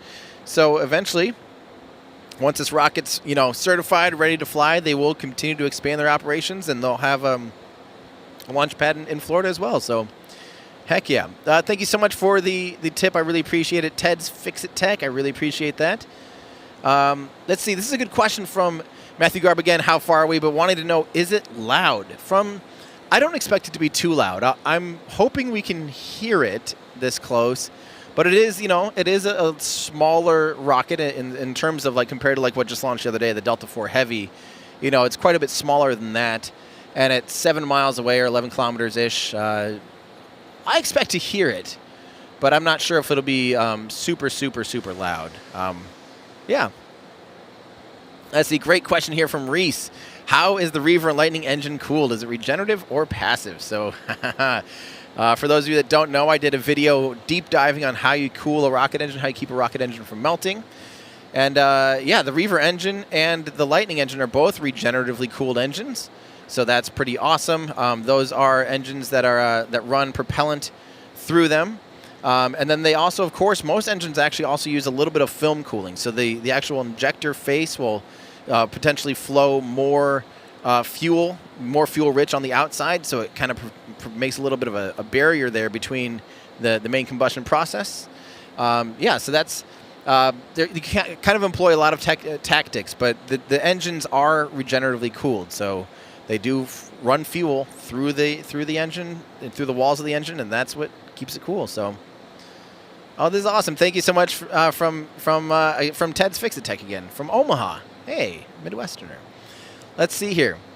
This is from Samuel. Assuming this launch goes well, what's next for Firefly? Do they have a payload set for the next launch? Oh yeah, they've got rockets lined up and customers waiting to fly. So they're ready here for this demonstration mission to prove out that this rocket is ready for some customers. And this is a big milestone. Again, there's a lot of things that they hope to learn on today's mission. This is a test flight. This is, think of this in the same vein like when we saw SpaceX working with with Starship. When we see the SN things, they are just they're testing. They're pushing the envelope and seeing what works and what doesn't. You can think of this in the same way. I think this is obviously a lot more higher fidelity test flight mission compared to some of those Starship vehicles that we've seen. But they're expecting to reach orbit, or they're hoping to reach orbit. That's the end goal. But frankly, when it's a demonstration mission like this, just the more things you can check off that are unknowns, that's a win. That's a learning opportunity. So say they get to MECO, if they get all the way through the first stage burn, that's going to be awesome. If they get through stage separation, that's a huge event that's difficult to pass. And again, it's impossible to certify that on the ground and to validate your design on the ground.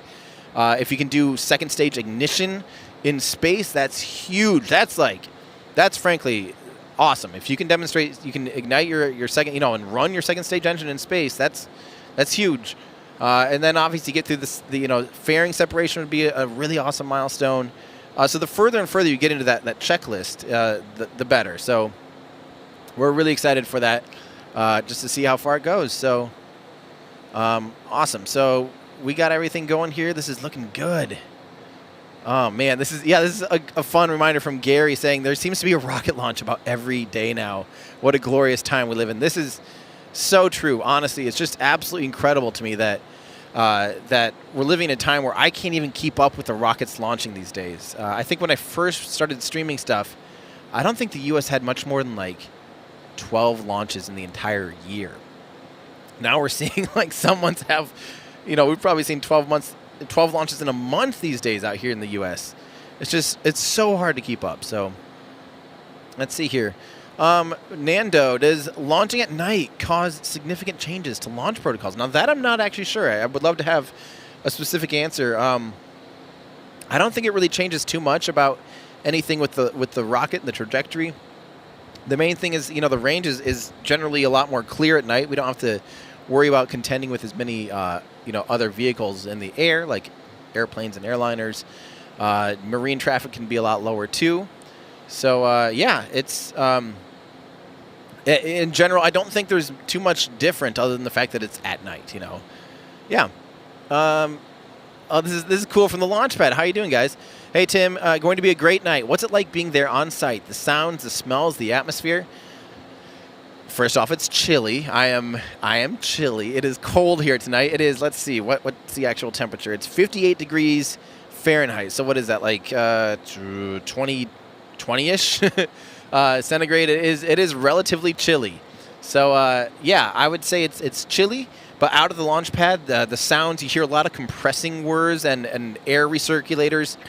They have a big nitrogen compressor out there. You hear just different things, kind of like there's just a lot of buzzing and whir. Actually, if you listen to the interview that I did with some of the team members when I was out here last time, you will notice when I was sitting with Megan Roth, launch director. I was sitting with her at the engine section of the rocket. You'll notice that the sound sounds a little off because we had to swoop out a ton of noise because there's all these compressors whirring and all these kind of buzzes going, and just literally it's almost like it's a living, breathing machine, and it takes a whole set of machinery out there to make this thing operate. It's super, super cool. So so this is from High Desert Garden. Is this Firefly's first attempt? If not, how many? This is their second orbital launch attempt. They launched last September, and or was it August? I think it was last September. And this is their second launch attempt. Everything's looking really good, though. We're T-minus 8 minutes. All cameras rolling and ready to go. Did we happen to put a memory card into that one out there? Yeah, thank you. Pad cameras are rolling, all of them. It's getting exciting. We're T-minus 8 minutes and 20 seconds. We can pull up comms audio, by the way, again. We're within T-minus 10 minutes. All right, Starhawk became a member. Thank you so much. This is a good question from maybe Georgie. Why do they let you set up cameras this close? What was the conversation like? Well, don't forget the reason that we have cameras this close. We actually let's see. Why did we let the cameras set up? Oh, what was the conversation? We are the live stream provider here. We are the actual live stream provider. So without our cameras, Colin, you're still on my comms, by the way. Sorry. We are the only live stream that you guys have, and Firefly hired us to be the live stream provider. So let's see here. Let's see. What is the total volume of fuel that Alpha needs for flight? And is it the same or similar mix as other rockets we've seen before? So what is the total volume of fuel that Alpha needs for flight? So you can just look at the volume of the vehicle. I don't know if we can pull up the overlay on the size of the rocket, but it's 98 meters tall, I believe 2 meters wide or 1.8 meters wide, 6 feet wide. T-minus 7 minutes. Has 2 TVC wiggles. There we go. We do have comms there, so that's awesome. So I don't know offhand the exact volume, but you can see there the division between the liquid oxygen tanks and the RP1 tank on that first stage. Wiggles complete, no warnings. Yeah, that's what I like to hear, no warnings. Oh, that's awesome. So yeah, if you are someone that enjoys doing math, you could figure out the exact volume. Maybe we actually have that here on the, maybe it shows. T-minus 6:30. T-minus 6:30, we're getting close. FSW, please start a Wireshark capture on the umbilical port PCAP server. Good work. Thank you. This is from Scott Manley, reminding us that there's actually still hundreds of images from Lucia Cube, from the mission that we were talking about earlier, from the DART double asteroid Decap redirection. started. Friendly reminder here, if you haven't kicked your YouTube up into 4K, it's worth it. T-minus 6 minutes. T-minus 6 minutes. How you feeling, Ryan? Awesome. Oh, man, this is huge from Vegas Brent. Thank you so much, Vegas Brent. Alarms are opening. Sincerely appreciate everything you're doing to continue to promoting space exploration. That is huge. Thank you so much. That makes, that helps make all this so worth it. And everyone in chat, please say thank you. 30 seconds. Strong back retract is beginning. To Vegas Brent. We are seeing the strong back retract beginning. You'll actually, it's hard to notice now with the venting there, but if we go to maybe that other angle that's a little wider, yep, you'll see the thing that was holding the rocket up is now retracting. The claw has let go, and we're seeing some slack there in the umbilicals. As this thing gets ready to launch, that's a great sign that we are go for launch. They're getting further and further into the sequence. Oh, that's so exciting. But again, I gotta say, strong back is in the launch position. We will now perform the verification of SVHR. Per instructions earlier, since we are not waiting, we will just run A2 SVHR cycle check. Copy. Running. A2 SVHR cycle. Running. Yeah, baby. So again, thank you so much, High Desert Guard. Really, really, really appreciate that. Seriously. That was sealed. That was opening one.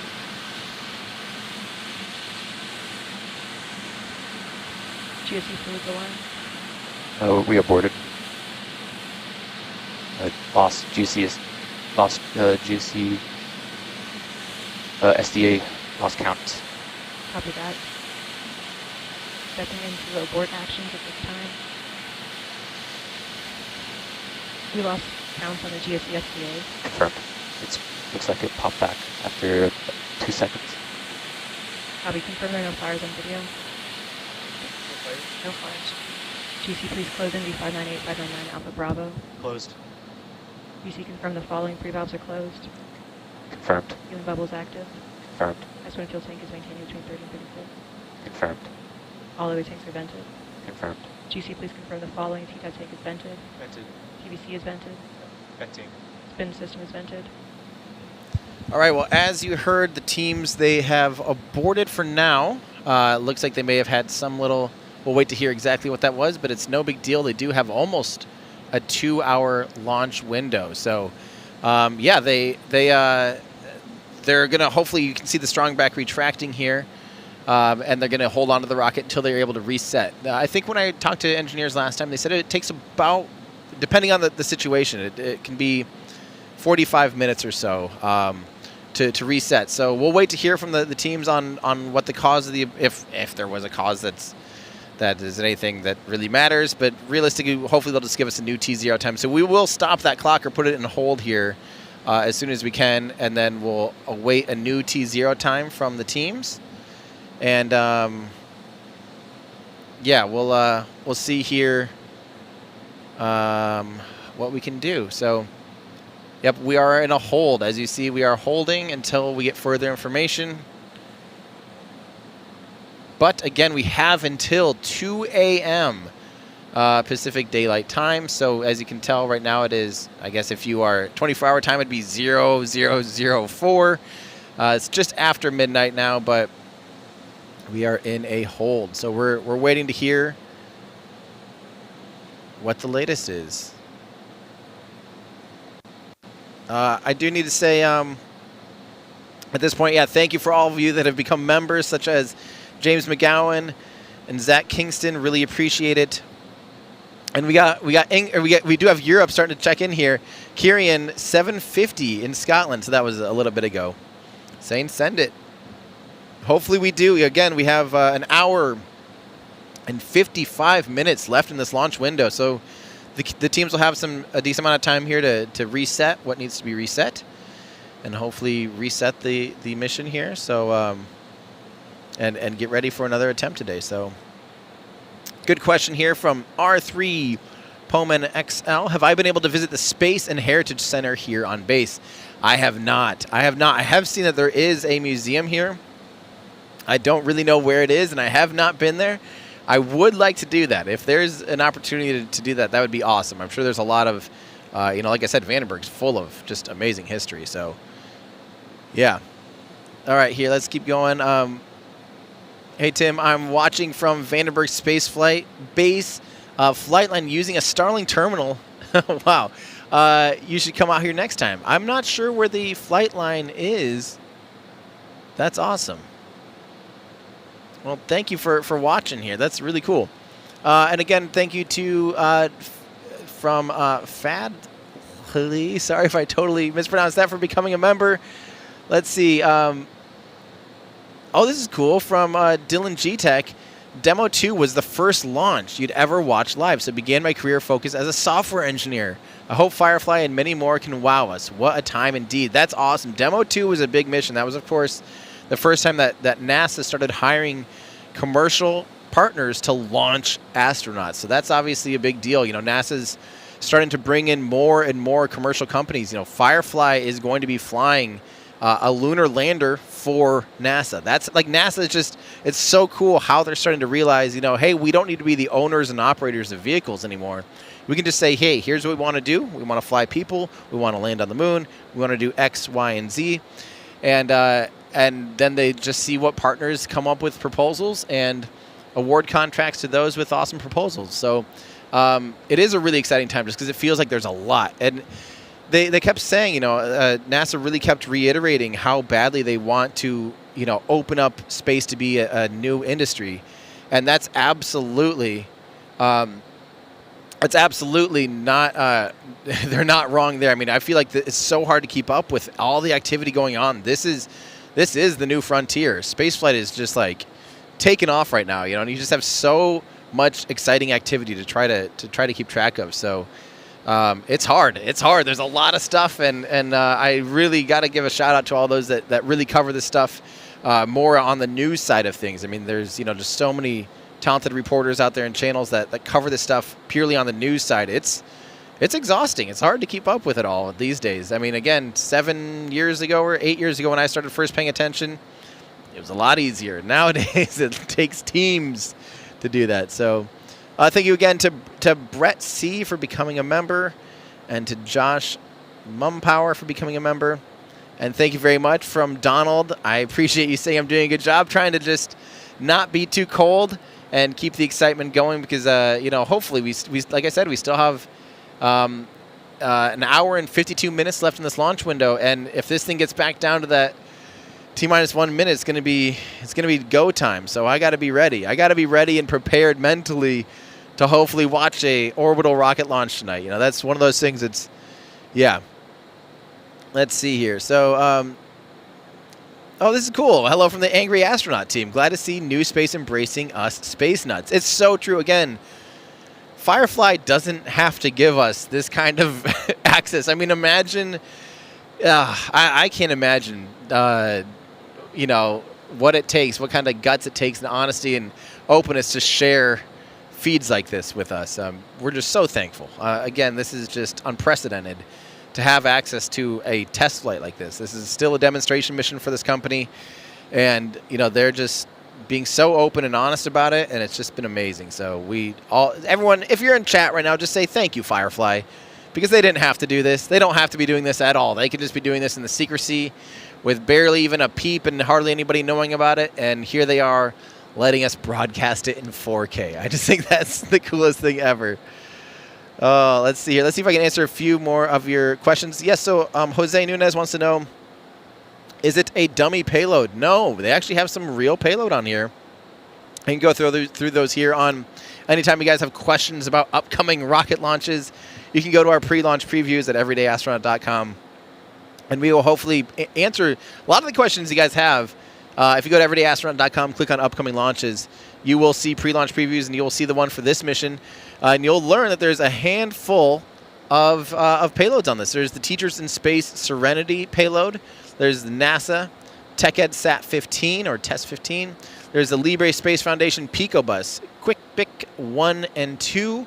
There's the AMSAT-EA Genesis G/J. Those are little tiny guys there. I love that. There's FOSA Systems FOSASat 1B. So, yeah, there's it is pretty exciting. You know, they are able to basically give away some rides when it's a demonstration mission like this, because total win. Like if those things get into space for free, that's a huge value to these payloads. You know, and so yeah, they're not just flying a hunk of concrete, but they're actually trying to get some meaningful payloads into space. So yeah, pretty awesome. So let's see. I'm trying to keep up here with you guys. Okay, this is a good question from Colin Gibbons. Speaking of Demo 2, why do different flight profiles have such different rumble patterns for the same rocket? We live in Florida and try to watch every launch we can, and ISS missions are often louder. So that's a great question. That deals with a lot of other variables, but the big one, if I'm assuming, Colin, you must be north of Kennedy Space Center, because ISS missions will always fly to that 51.6 degree inclination. So that's going pretty much northeast. It's going to go more or less almost following the coast of Florida, and then the whole east coast of the United States, it flies just kind of off the coast. So if you're north, it's going to be flying a lot more towards you, a lot more overhead, as opposed to, sorry, we're getting a little bit ahead on the chat here. I don't know why it's going green. I would like to answer that question here, but sorry, I'm getting ahead of myself there. But yeah, missions that normally fly straight east, you just won't hear it as much because it's moving away from you pretty quickly. But the other big factor, a huge factor, is actually weather. So differences in humidity, temperature, cloud layer. If you're in between, if there's a layer of clouds, it is unbelievable how much that makes a difference, because the sound waves will actually end up like bouncing off the clouds, and that'll be the loudest rockets you ever hear. Is like when there's a cloud layer between you and the rocket. You know, let's say they're just 3,000 feet or something up in the air, like 1,000 meters. You know, and that's where the cloud layer is, and the rocket launches for those first couple seconds, 10, 20, 30 seconds or whatever, it'll be really loud because the sound waves will be bouncing off the clouds. So there's a lot of variables that determine whether or not a rocket's loud. So let's see. Let's answer that question here from over her top, or however you say this. Why does it take so long to resume a countdown after an abort? Well, the teams have to reset. The terminal clock in a rocket normally has a whole progress of things that need to happen. It needs to, open valves and maintain pressures and flow fuels through the engines and do all of these things, priming the rocket to get ready to lift off. Even, getting the vehicle up to flight pressures, all of the different things. And you basically want to kind of talk the rocket back down out of that state and then reset and get back to a place where you're able to go and go through that whole thing. And otherwise, the other option, which would be really hard, is like, say you otherwise say you might have like a scrub at T-minus 4 minutes and 41 seconds. You would have to write a procedure for what happens under that exact condition to reset it like to a quicker timeline. So it's just safer and better to get the vehicle back into a safe state and then restart your countdown. So that's basically what the teams are doing right now, is they're evaluating what's going on, make sure they are addressing and can understand whatever caused the first scrub. Give yourself a little bit of time to kind of evaluate and look at the data and say what's the rocket telling us and what can we do to fix it. And assuming it's something that's like, oh, cool, okay, well, I guess we'll just reset this or make sure this is set to XYZ. I have no idea. I've never been on mission control at all. But that's what these engineers and scientists and the people here at Firefly get to go through that and basically go, well, here's what I think happened, and here's what I think is the problem, and here's the solution for it. So, yeah, that's kind of why it takes a little bit of time, because you just want to make sure you have a good handle of the situation. You put the vehicle back into a safe state, and then you basically reboot it. Same reason why do, even like a computer, say you turn off a computer and you turn it back on, it has to go through a whole startup sequence. It's the same thing here, only a lot more involved. So let's see here. Vegas Brent, thank you so much for becoming a member. I really appreciate it. Let's see here. I'll answer this question because why not? From The Law. Tim, what's my favorite type of pizza when you're on site watching launches and waiting hours and hours and hours? I'm going to get probably some flack for this one, but I got to say there's nothing better than a good old cheese pizza. Yes, I might be 13 years old, but I like it simple. Just give me some cheese and some pizza, and I'm a happy, happy man. Other than that, like, margarita pizza, which is basically the same thing, just slightly different ratios of things, and some basil. Yeah, I don't know. Not a huge... I like to keep it simple, you know? Let's see. Thank you. For those of you that are, again, remember, if you guys ask good questions, we'll try to throw it up into chat. You don't have to be doing any super chats or anything like that, but just hopefully ask a good question. And hopefully, yeah. Let's see. Is the... yep, this is from Launch Recap. Is the Alpha rocket running on RP1? And is there a backup window? Yes. So the Alpha rocket runs on RP1 and liquid oxygen. So Kerolox, as you might call it. You might hear it be called that, which is basically liquid oxygen and kerosene. So yeah, it runs on Kerolox. And the backup window is tomorrow. Same time, same place, 12:01 to 2 a.m. tomorrow. It's a 24-hour reset. If this is not going tonight, we will find out, though. Again, we're awaiting more information from the teams to learn if there's a new T0, and assuming there's hopefully a launch tonight. So let me keep going here for you guys. New membership from Kenny the Clone. Really appreciate it. This is a really good question here. This is a fun one from Game Terminator 82. Is there a difference in speed you need to be going if you're going against Earth rotation or with Earth's rotation to get into orbit? Really good question. So the difference is the actual end velocity, the relative velocity that the spacecraft is traveling in relation to just the Earth will be the same. The actual orbital velocity is the same. But you don't get to take into effect the fact that the Earth is moving at almost 1,000 miles an hour, 1,600 kilometers an hour, ish. That's a real rough guess. The Earth is rotating, so that inertia is actually, when you're launching up, it's slinging it a little bit, right? Actually, a decent amount. It's slinging it a real decent amount. So if you're flying east along with the rotation of the Earth, the closer you are to the equator, the more that inertia you're getting. So if you're flying east, you get that sling. If you're flying west, you have to fight that sling. So you actually have to add a decent amount of delta V to counteract the rotation of the Earth. So again, it is actually technically harder, and you reduce your payload capacity of a rocket if you are flying west or flying retrograde compared to flying east. And actually, rough back of the napkin math, it can almost reduce the payload capacity by about half. So say this rocket can normally launch over a metric ton. You might expect, if you're flying straight retrograde, you might expect to only get about 500 kilograms into orbit. But again, with today's payload being only about 35 kilograms, they're well within an expected... they're just trying to demonstrate all of the phases of this rocket and demonstrate this rocket's capability. So they're not necessarily worried about actually getting into orbit. That's just kind of a bonus, and it doesn't need to be any kind of meaningful orbit per se.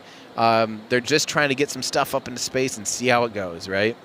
That's what a test flight is for. That's what a demonstration mission is for. So this is from Chris. Are there any onboard cameras, or will it be an animation? Yes, we actually do have. Hopefully, we have onboard cameras. I don't know how much downlink will be afforded to be able to provide decent feeds from the rocket, but we have the range asset cameras, and we also hopefully do have a downlink camera from the rocket itself, which is really cool. It might not be a great feed again because it's limited bandwidth, but we will see. I love reading these emotes out loud. Fan character laughing out loud with tears in their eyes. Thank you very much from Buta Piatu. I appreciate that. Let's see here. This is from Kerbal Engineering System. Does Alpha have a lifespan on how long it can sit out on the pad? It's been out there for almost a month now. How many more times can they scrub before having to roll back? Well, this is not like the Artemis rocket. This is not like SLS. There is no giant vehicle assembly building out here at Slick 2. And as you'll notice here in these shots, there's really there's almost nothing out there. That's how clean and simple all of this is. The rocket can... I don't know if there's a lifespan, but they did say that the first time they were trying to light the engines on their first launch vehicle, they filled it and drained 18 times before they were able to actually light the engines. And with this particular vehicle, they were able to do it on the first time. So as far as like being a fresh system, it's a lot more ready to go. And these vehicles obviously are able to handle the weather. I don't know if there's like a lifespan. I don't have any numbers on me about how many times can they do it before it's an issue. It's not like SLS. and it doesn't have a big scary procedure to get back. You know, they can take this thing. The cool thing is that so many times they work on the rocket literally just like within minutes. They can lay it down horizontally. I've been out there on the pad when they're taking it from vertical to horizontal, and just so cool seeing a team just be able to work on something so routinely, you know, just so simply and easily, and they just go, oh, okay, we're just, you know, open up this cover and you'll just see them working on stuff like it's nothing. That is kind of the difference between some of the new space mentalities versus some of the more traditional aerospace mentalities, is just and the size. You know, this is a lot smaller than something like SLS, so it's a lot easier to be able to work on something like this. And we're seeing some more venting, but I have not heard any word yet on.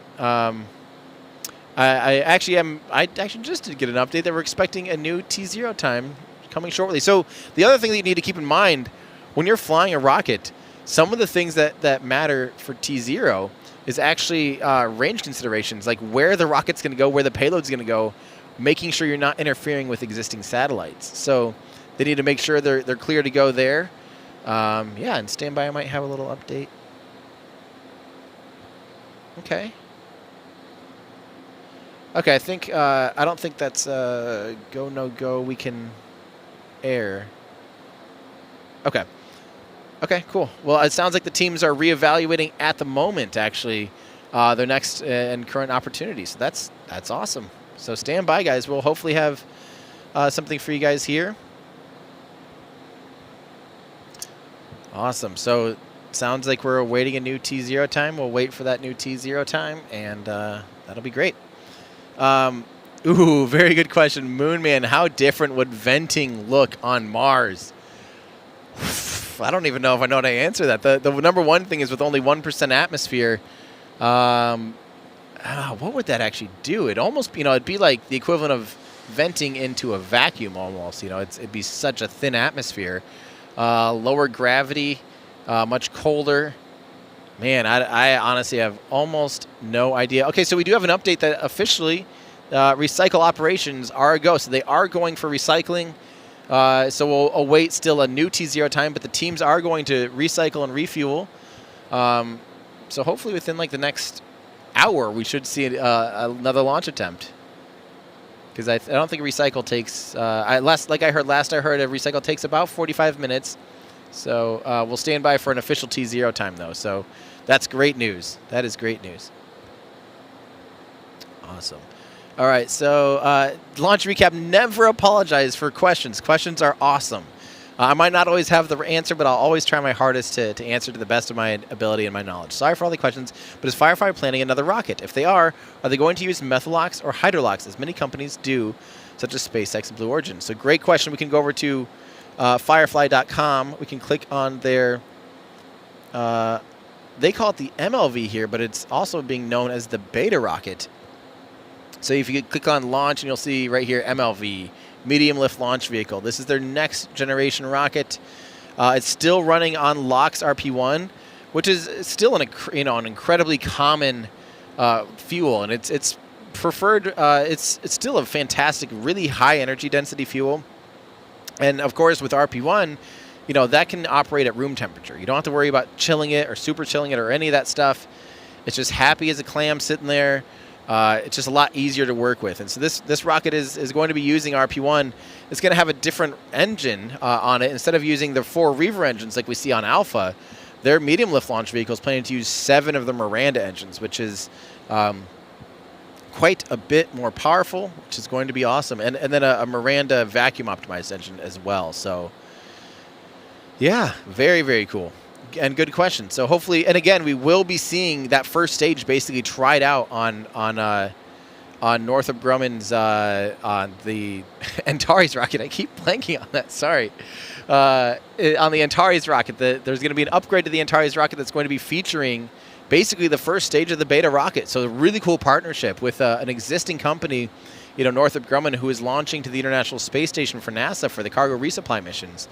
They'll be launching that baby and have a brand new first stage and then Northrop Grumman's upper stages on it. So no more, you know, the Antares rocket currently uses Ukrainian tanks and And then Russian-derived, well, they were using originally, they actually remade NK-33 engines, which became the AJ-26. But it was basically more or less NK-33s off of the canceled N1 rocket. The NK-33s never launched on an N1. That was all 4 launch attempts of the N1 were the NK-15. NK-33 is what was going to be on the upgraded in the next set of rockets, and then there ended up with a handful of them just sitting out there. So, ooh, we do have, I don't know if you got this here in Luna, but we do have a new T0 time. Yep, we have a new T0 time of 12:52. That's coming up soon. That's only about 24 minutes away. So yeah, yeah, that's great. And we will hold. There will be another poll. That's going to be great, though. Okay, so coming up here before the top of the hour, even. Let's see here. Yep, we're good. Okay, so there's actually going to be another go no-go poll here in about 5 minutes. That's great news. Need to keep my laptop charging. There we go. Yes. How great is that? So yeah, in about 5 minutes, again, at T-20, we'll hear another go no-go poll. We're expecting to hopefully hear go across the board. So there we go, my friends. New T0 time. It's official. It's up on the clock. T-, how you doing, Ryan? You staying warm? All right, Ryan's ready to go. How are you guys? Hey, how are you guys doing over there in Luna? I want to hear a little update. Pretty good. Why just pretty good? There is a lot going on, but we're 25 minutes away from an orbital rocket. Colin has never seen an orbital launch before, too. So this is pretty exciting for Colin, who maybe you guys are familiar on our team. Lots of times we have Andrew running the show. Andrew and Allie are running the show, but this time it's Colin and Allie running the show. So Colin's out here helping us. So pretty awesome. I'm excited. T-minus 24 minutes. Yeah, baby. All right, that's great news. So, yeah, there's the teams at Mission Control, and we're about 4 minutes away from another go, no-go poll. So hopefully we hear from them here relatively shortly, and hopefully all we get goes across the board again. So that'll be awesome. All right, back to that beautiful rocket. I don't want to take my eyes off that thing. I love it. I love how icy it is, too, by the way. It's just so cool to me that compared to, remember, the other launch attempt, because it was the daytime, you just really didn't see the ice on it.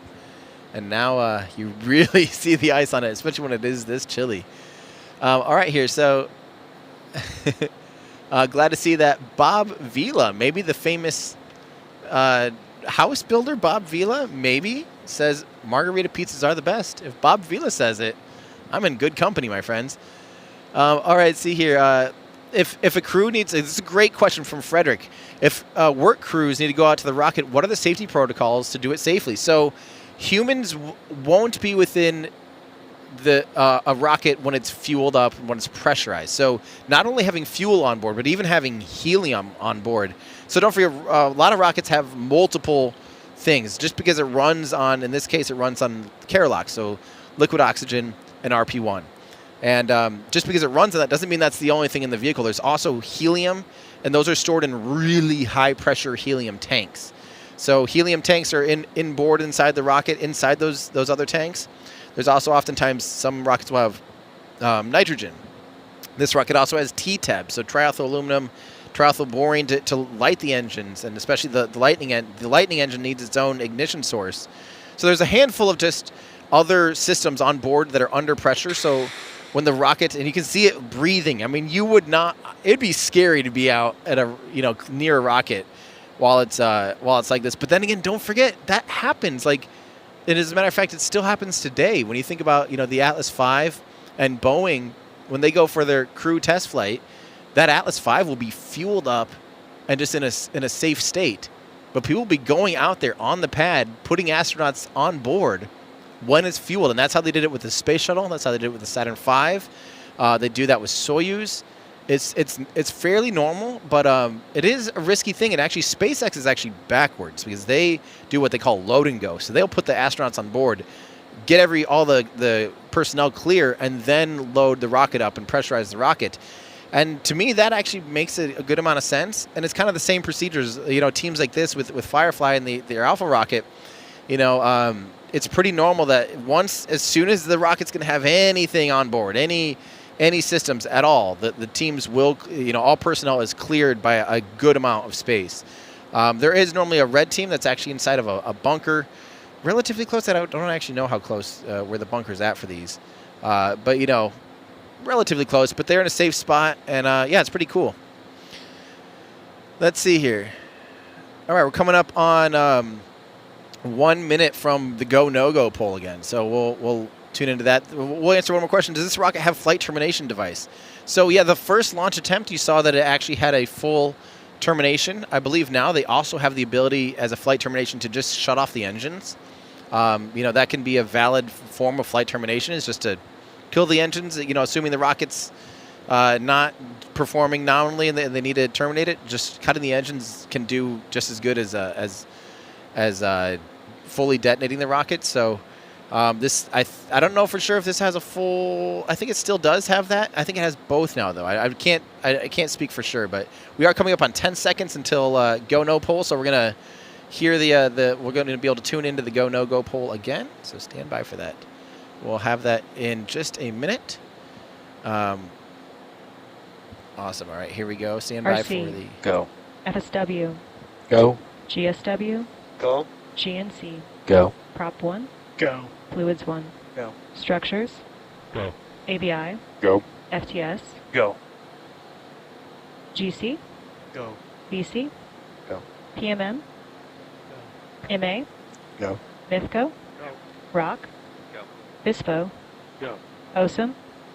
LWO. CE. Go. LD. Go. Here, go for terminal count. Awesome. Go for terminal count. Okay, we're back at it for sure.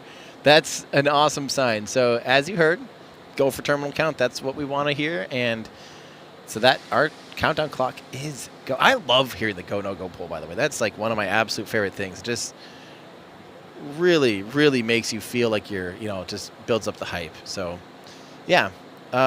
Okay, so Moon Man. Love the question. Does Firefly need to roll during ascent to line up with its azimuth, or can it avoid this like Falcon? Now that, I can tell that somebody watched my video, maybe didn't, maybe just know this, but it took me a long time to learn it and figure it out. But I have a video called Why Do Cylindrical Rockets Roll? Because you'll notice this rocket has really almost no defining features on the outside. It's almost entirely, look at that shot. It's just all condensation there. That's cool how it cleared though, right? But you'll notice that the rocket is basically entirely cylindrical. There aren't any like raceways or features on the outside that would help someone just look at it and go, oh, that's the z-axis of the rocket, or et cetera, et cetera. By the way, fun thing is, normally when you're sitting here, X, Y, and Z-axis, you'd think of the Z-axis going through you. Rockets have the same coordinates as if you were laying on your back and you're in the cockpit. So imagine you're about to fly in this rocket. It would actually have the same coordinates as if you're laying on your back in a cockpit on a rocket, because that's how rockets initially were. Like the Mercury astronauts, Gemini, they're basically in a cockpit stuck on top of the rocket. So they maintain the same coordinate system as an airplane, but it's just kind of 90 degrees from what you'd think an airplane, because normally airplanes fly horizontally, rockets fly vertically, but it's all kind of aligned with the astronauts. So does this rocket, sorry, I'm going on a rant. Does Firefly need to roll? I don't know if they roll to align to their azimuth. So to keep computational orbital dynamics really, really simple, if you just simply roll to align with your pitch program. So, rockets, you go up to get out of the atmosphere, but you pitch over to gain horizontal velocity in order to get into orbital speeds. You'll have to gain horizontal velocity. So you have to get going really, really fast. It's, about 27,000 kilometers an hour, 17,500 miles an hour. You have to go really fast just to get into orbit. So you go up, and then you'll get out of the atmosphere, because the atmosphere can slow you back down. So you'll get up out of the atmosphere, and you'll just start to pitch over, and you'll just speed up, and eventually you'll be going so fast that you basically are falling, but always missing the horizon, which is really cool. And that's just how orbital mechanics work. But yeah, to make it really, really simple, you know, there's all these different inclinations. So imagine, you know, the Earth and like a hula hoop around it. The International Space Station is at 51.6 degrees, so it's at an angle. A polar orbit's going north and south over the North Poles. An equatorial orbit would be going right around the belt, right around the equator of Earth. And you know, depending on where you're going in space and what your orbit is, you basically get to align the rocket with where it's going to be going. That's so it's trying to line up with its inclination. Its azimuth is where it's actually pointing relative to the ground. So early rockets, it was really easy just to simply have the rocket take off, roll a little bit, and then pitch over on their azimuth to align to their target orbit. But these days, a lot of you can actually do some. It's a lot more complicated. It's a lot harder. But a lot of rockets actually are able to do pitch and yaw and just kind of navigate through a 3D space instead of just doing a simple roll and then pitch maneuver. Sorry, that was a long rant. If none of that made sense, again, watch my video, Why Do Cylindrical Rockets Roll? I promise you'll learn something, because I learned, that's always my goal when I make a video, is I want to learn like a decent amount of things. So let's see here. Let's see. Silly Billy wants to know, how many fills are we at now? So I mentioned the last one. So the only thing I know from their first launch was the first rocket they built, it took about 18 fills just to light the engines for the first time on the first stage. Not all the other times after that, because they probably did more than one engine ignition. I know for a fact they did more than one engine ignition. But the first time, it took them 18 fuel-up operations just to be able to do a successful engine ignition on the first stage of their first rocket. This one they did on the first try. So I have no idea. I have no other thresholds on how many fueling and cycles they've had, but this one is a fresh baby compared to the first one they flew, just because it's had so few fuel-up operations. But just from our count, you know, we've known they've obviously done a static fire. They've done a static fire. You know, they've tested it outside of Austin, and then they've at Briggs in Briggs, Texas, at their manufacturing and test facility out there. They've also test fired it here on the launch pad, and then they've done a handful of fueling operations. We had basically 3 launch attempts, because really they kind of cycled it. It wasn't a full fuel tank operation, so I'm really more 2 attempts when we were out here the other day. And now we're still kind of in the same. I don't know if you count this as one, or I don't know how to count it. Moral of the story is, I'm not sure, but it's not that many compared to the first one. So let's see. Well,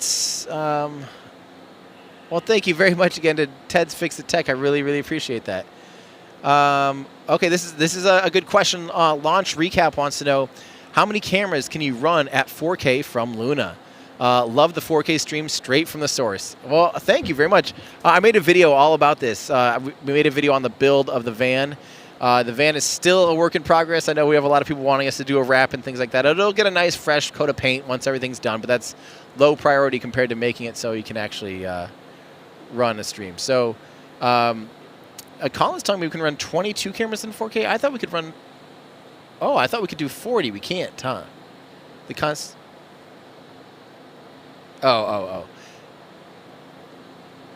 Okay, we have 22 cameras that are wired up that we can stream 4K in, but the Constellation 8K switcher that we use could actually do simultaneously 40 4K feeds, but we don't have it wired up that way really. But yeah, that's we can do a lot of 4K on this thing, and it's kind of wired up to the gills. So like I said, it's still a little bit of a work in progress, but I'm getting confirmation of yes, it is. But let's see. Will we need another pointy end up, flamey end down in case it has changed? Oh man, you're right. I mean, I kind of looked away from the rocket for a little bit. We did have that shot of mission control. I better reconfirm, and this is the shot for it. I can confirm again, just in case you guys need to know, which Arvin needs. Yes, the pointy end is still up, and the flamey end, oh, there it is. Flamey end is down. Look at those Reaver engines.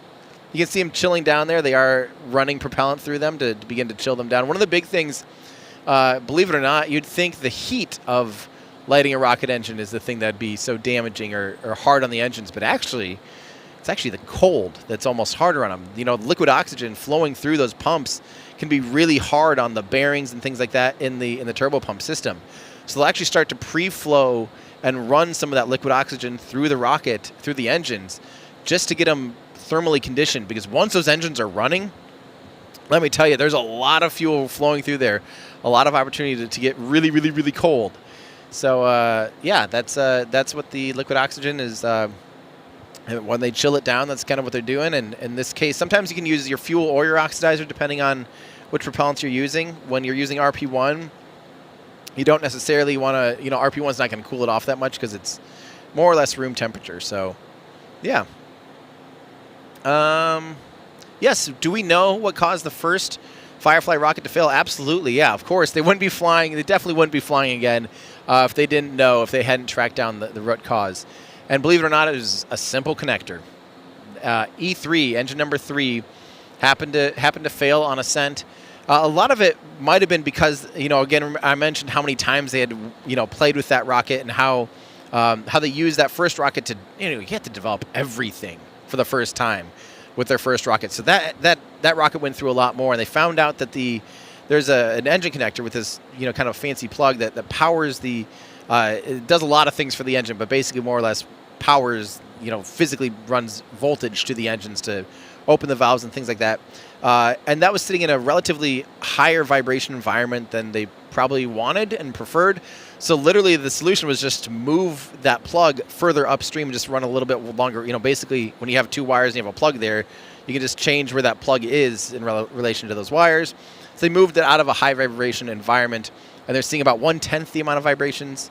And then, of course, again, the rocket, then the rocket is also, you know, been cycled a lot less and has a lot less wear and tear. So they're quite confident that that's going to definitely has solved. And they knew that almost immediately. They knew it upon recovering the vehicle. They saw that the engines had been disconnected from that one engine. E3 had been disconnected. And Tom Marcusick talked about that. And if you haven't watched that video, guys, I swear that's one of my favorite interviews of all time is going through Firefly's their development place at Briggs, Texas, with them, with Tom Marcusick. He answers some questions that I have been wanting to know the answer to for so long.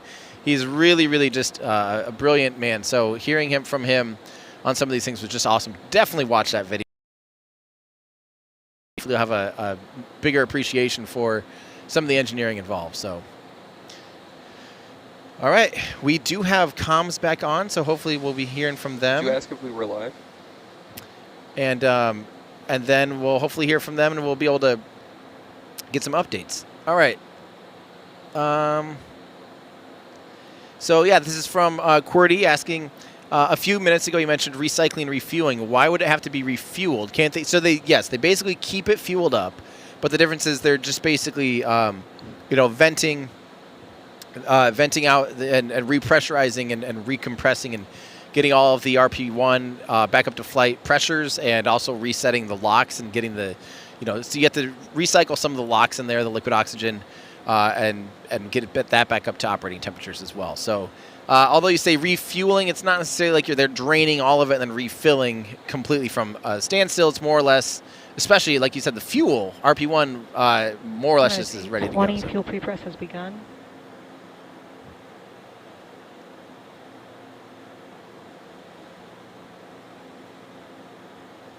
Fuel prepress has begun. That's what we heard. So they're getting ready to pressurize the fuel. T-minus 8 minutes. All right. We have cameras at the pad rolling, and are our cameras good to go here again too?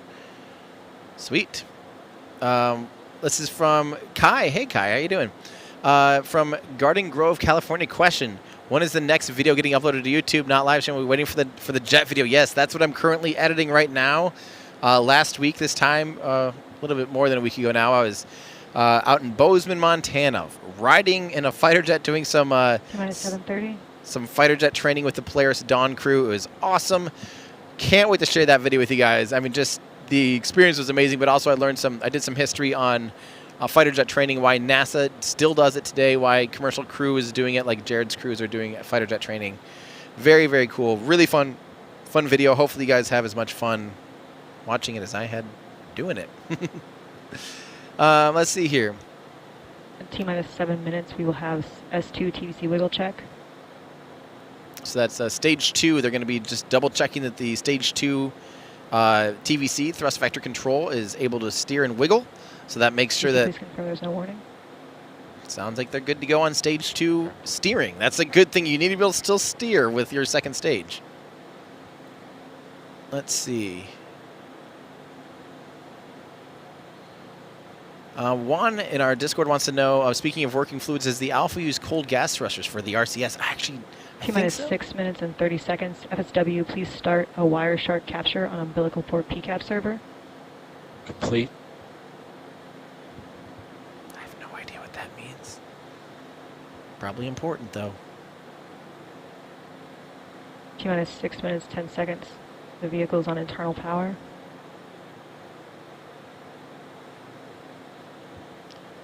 So pretty soon we're going to be able to see the strong back retracting again. We'll see that claw open up, and you'll see the strong back recline just a little bit here. But that's coming up. Oh, there we go. There's the claw opening up. The claw. I'm not going to do it in the voice too much more than that. There you go. And soon we'll see the strong back action.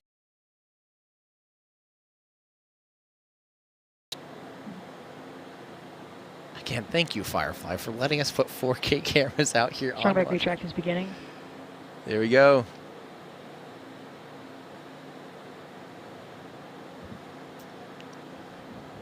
You good? You happy? Ryan's got a big smile on his face.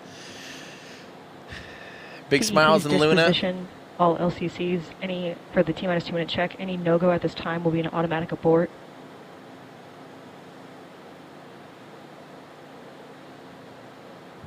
T-minus 5 minutes. The strong back is in launch position.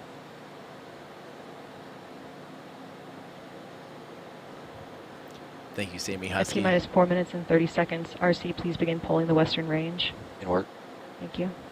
So getting validation from the range. The range is clear here. That's important. Make sure there's no one in the flight path of the rocket. Sammy, I hope that we see a launch out here and that we see the sky light up from a new launch vehicle. This is, again, an exciting demonstration mission, a test flight, the second Alpha rocket from Firefly. So things are looking good here. We're coming up on T-minus 4 minutes.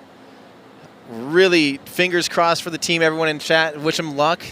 We're getting really close here, and obviously this is an exciting moment for the teams at Firefly. Wish them luck, and again, thank them for allowing us to be able to provide coverage like this for you guys in 4K. You can see the teams there. I bet everyone's heart's racing. My heart's racing already. T-minus 4 minutes. FTS, please confirm FTRs are active. The range is transmitting check channel 4. FTRs are showing check channel. FTS, please send ARM enable 1 command to all ESADs.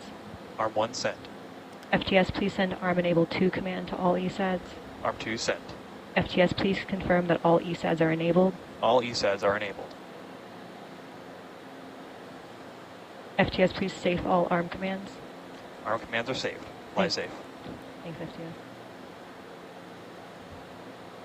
That's awesome. So, yep, flight termination systems are armed. We're coming up on T-minus 3 minutes, and all systems are go. So hopefully we actually, it's looking good. The vehicle's really iced over now. That one band that is on the liquid oxygen tank there on the first stage is almost entirely ice as well. She is ready to go.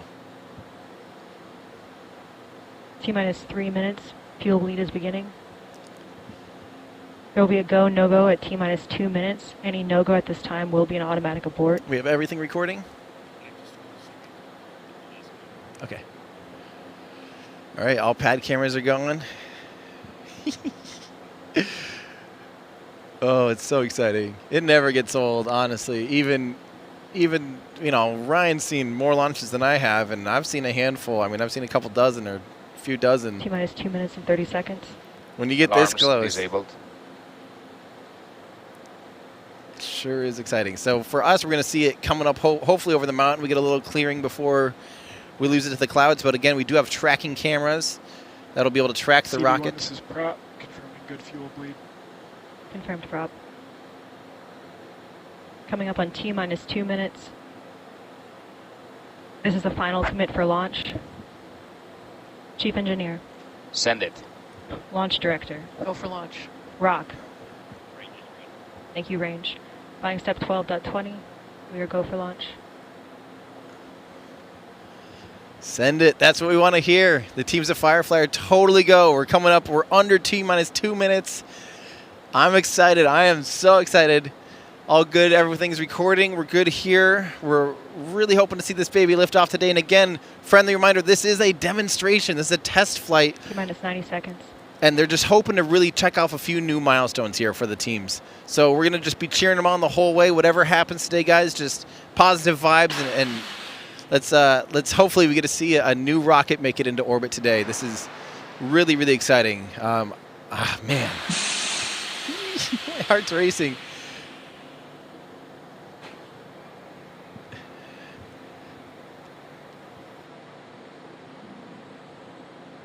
T-minus 1 minute.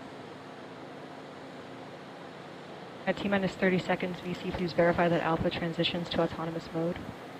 Copy. Lock sync is pressed. T-minus 45 seconds. Oh, look at that engine cam.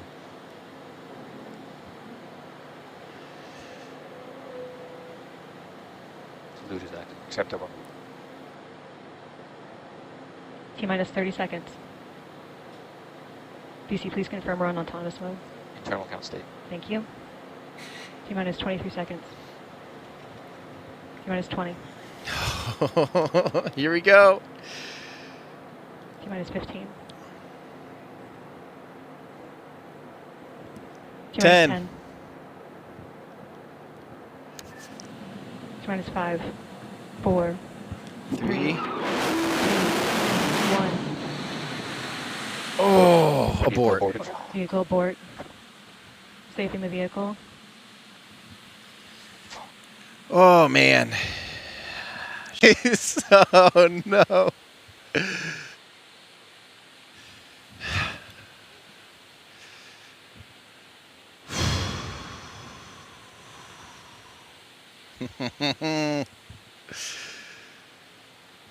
Ooh, did you hear it? That was the engine ignition. We could hear it from here. Yeah. Yeah, they lit the engines. They lit the engines. The vehicle is still hanging out. Let's make sure we got a good clean shot of once the smoke clears. There we go. That's what's important. The rocket is still standing there, of course. The flight computer, most likely at that point, it's an automated thing. We'll wait to hear more. Again, they do have a 2-hour launch window until 2 a.m. We're coming up on, so they have an hour and 7 more minutes. So hopefully they learned why the computer aborted the launch. They're going to take that strong back and they're going to hold back onto the rocket. Of course, scrubs are cheaper than booms. That's what I like to say. My adrenaline was so high that now I'm like shaking. I'm literally shaking right now. And it's not, I am a little bit cold, but it's just like the adrenaline. I was ready to go. And oh man, you didn't happen to see anything in that camera, did you? When yeah, we probably couldn't tell. It probably wasn't bright enough yet, but. So we'll again hear from the teams to know if there's a reset opportunity. Maybe, you just never know with these types of things. There could be, an engine just maybe didn't love, had a bad temperature sensor reading or something like that. You just never know. So we'll wait to hear more from the teams on why it was aborted right there at T0. But meanwhile, again, the rocket's safe. That's what's important. We have a beautiful rocket sitting on the launch pad, rearing to go. You can tell it's like, let go of me, please. Oh, man. Well, yep, we got a static fire test out of it at least, so at least we know the engines can light. Oh, Burr, now I'm like, now that the adrenaline has just absolutely gone through me, I'm freezing. You know what I think I'm going to do, guys? I'm going to actually take a break and warm up for a minute. Maybe Ryan will too. We're going to get, it is chilly, so I'm actually going to wait until we have an update from Firefly. I need a little bit of a break myself. Seriously, the adrenaline, and now that it's like worn off, I'm like freezing.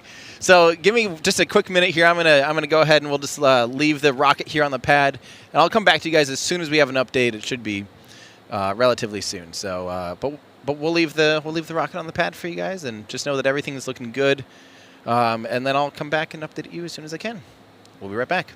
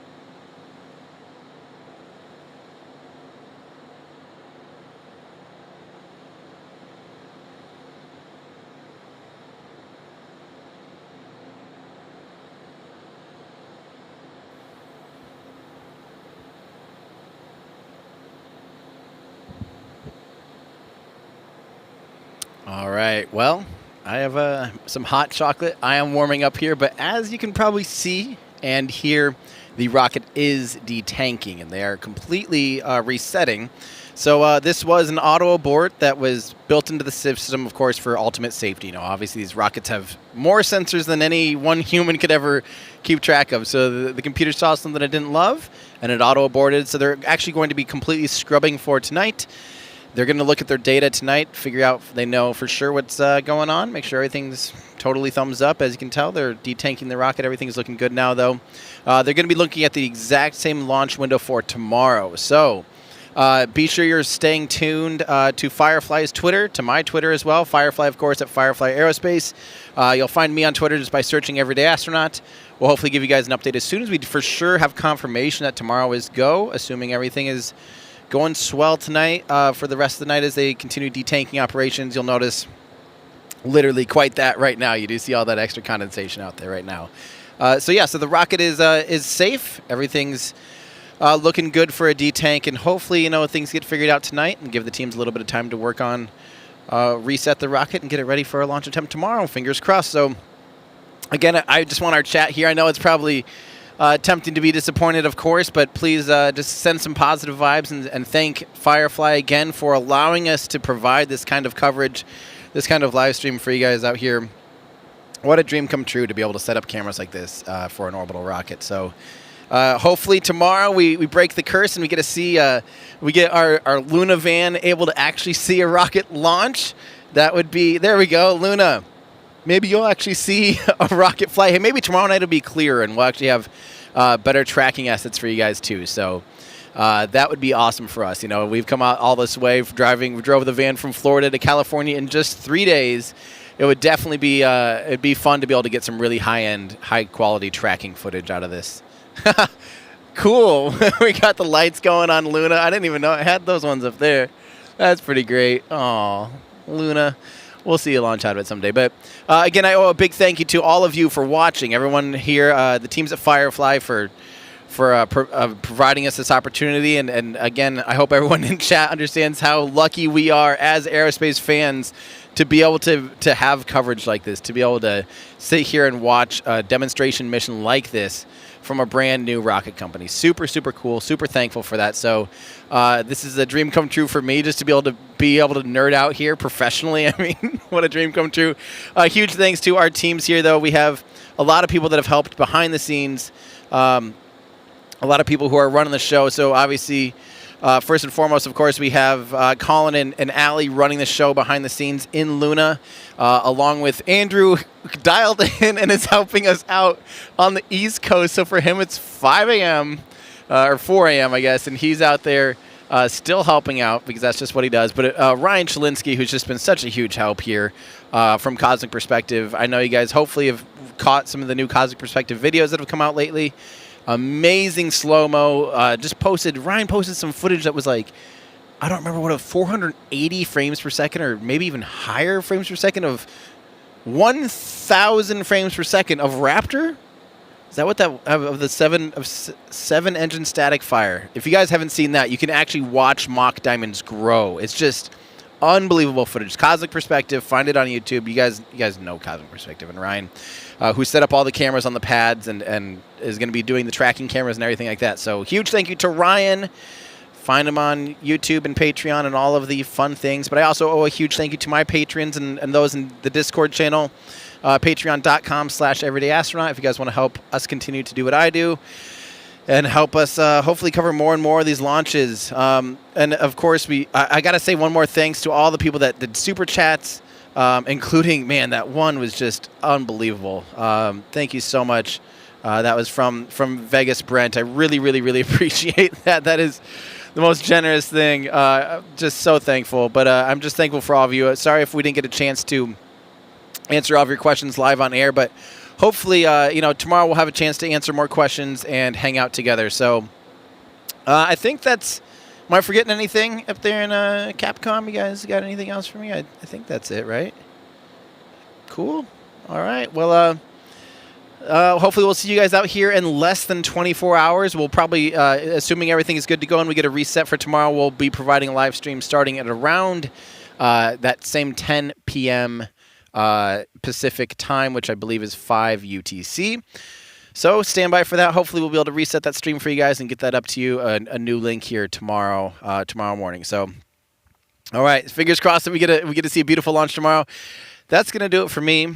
I'm Tim Dodd, the Everyday Astronaut, bringing space down to Earth for everyday people. Goodbye, everybody.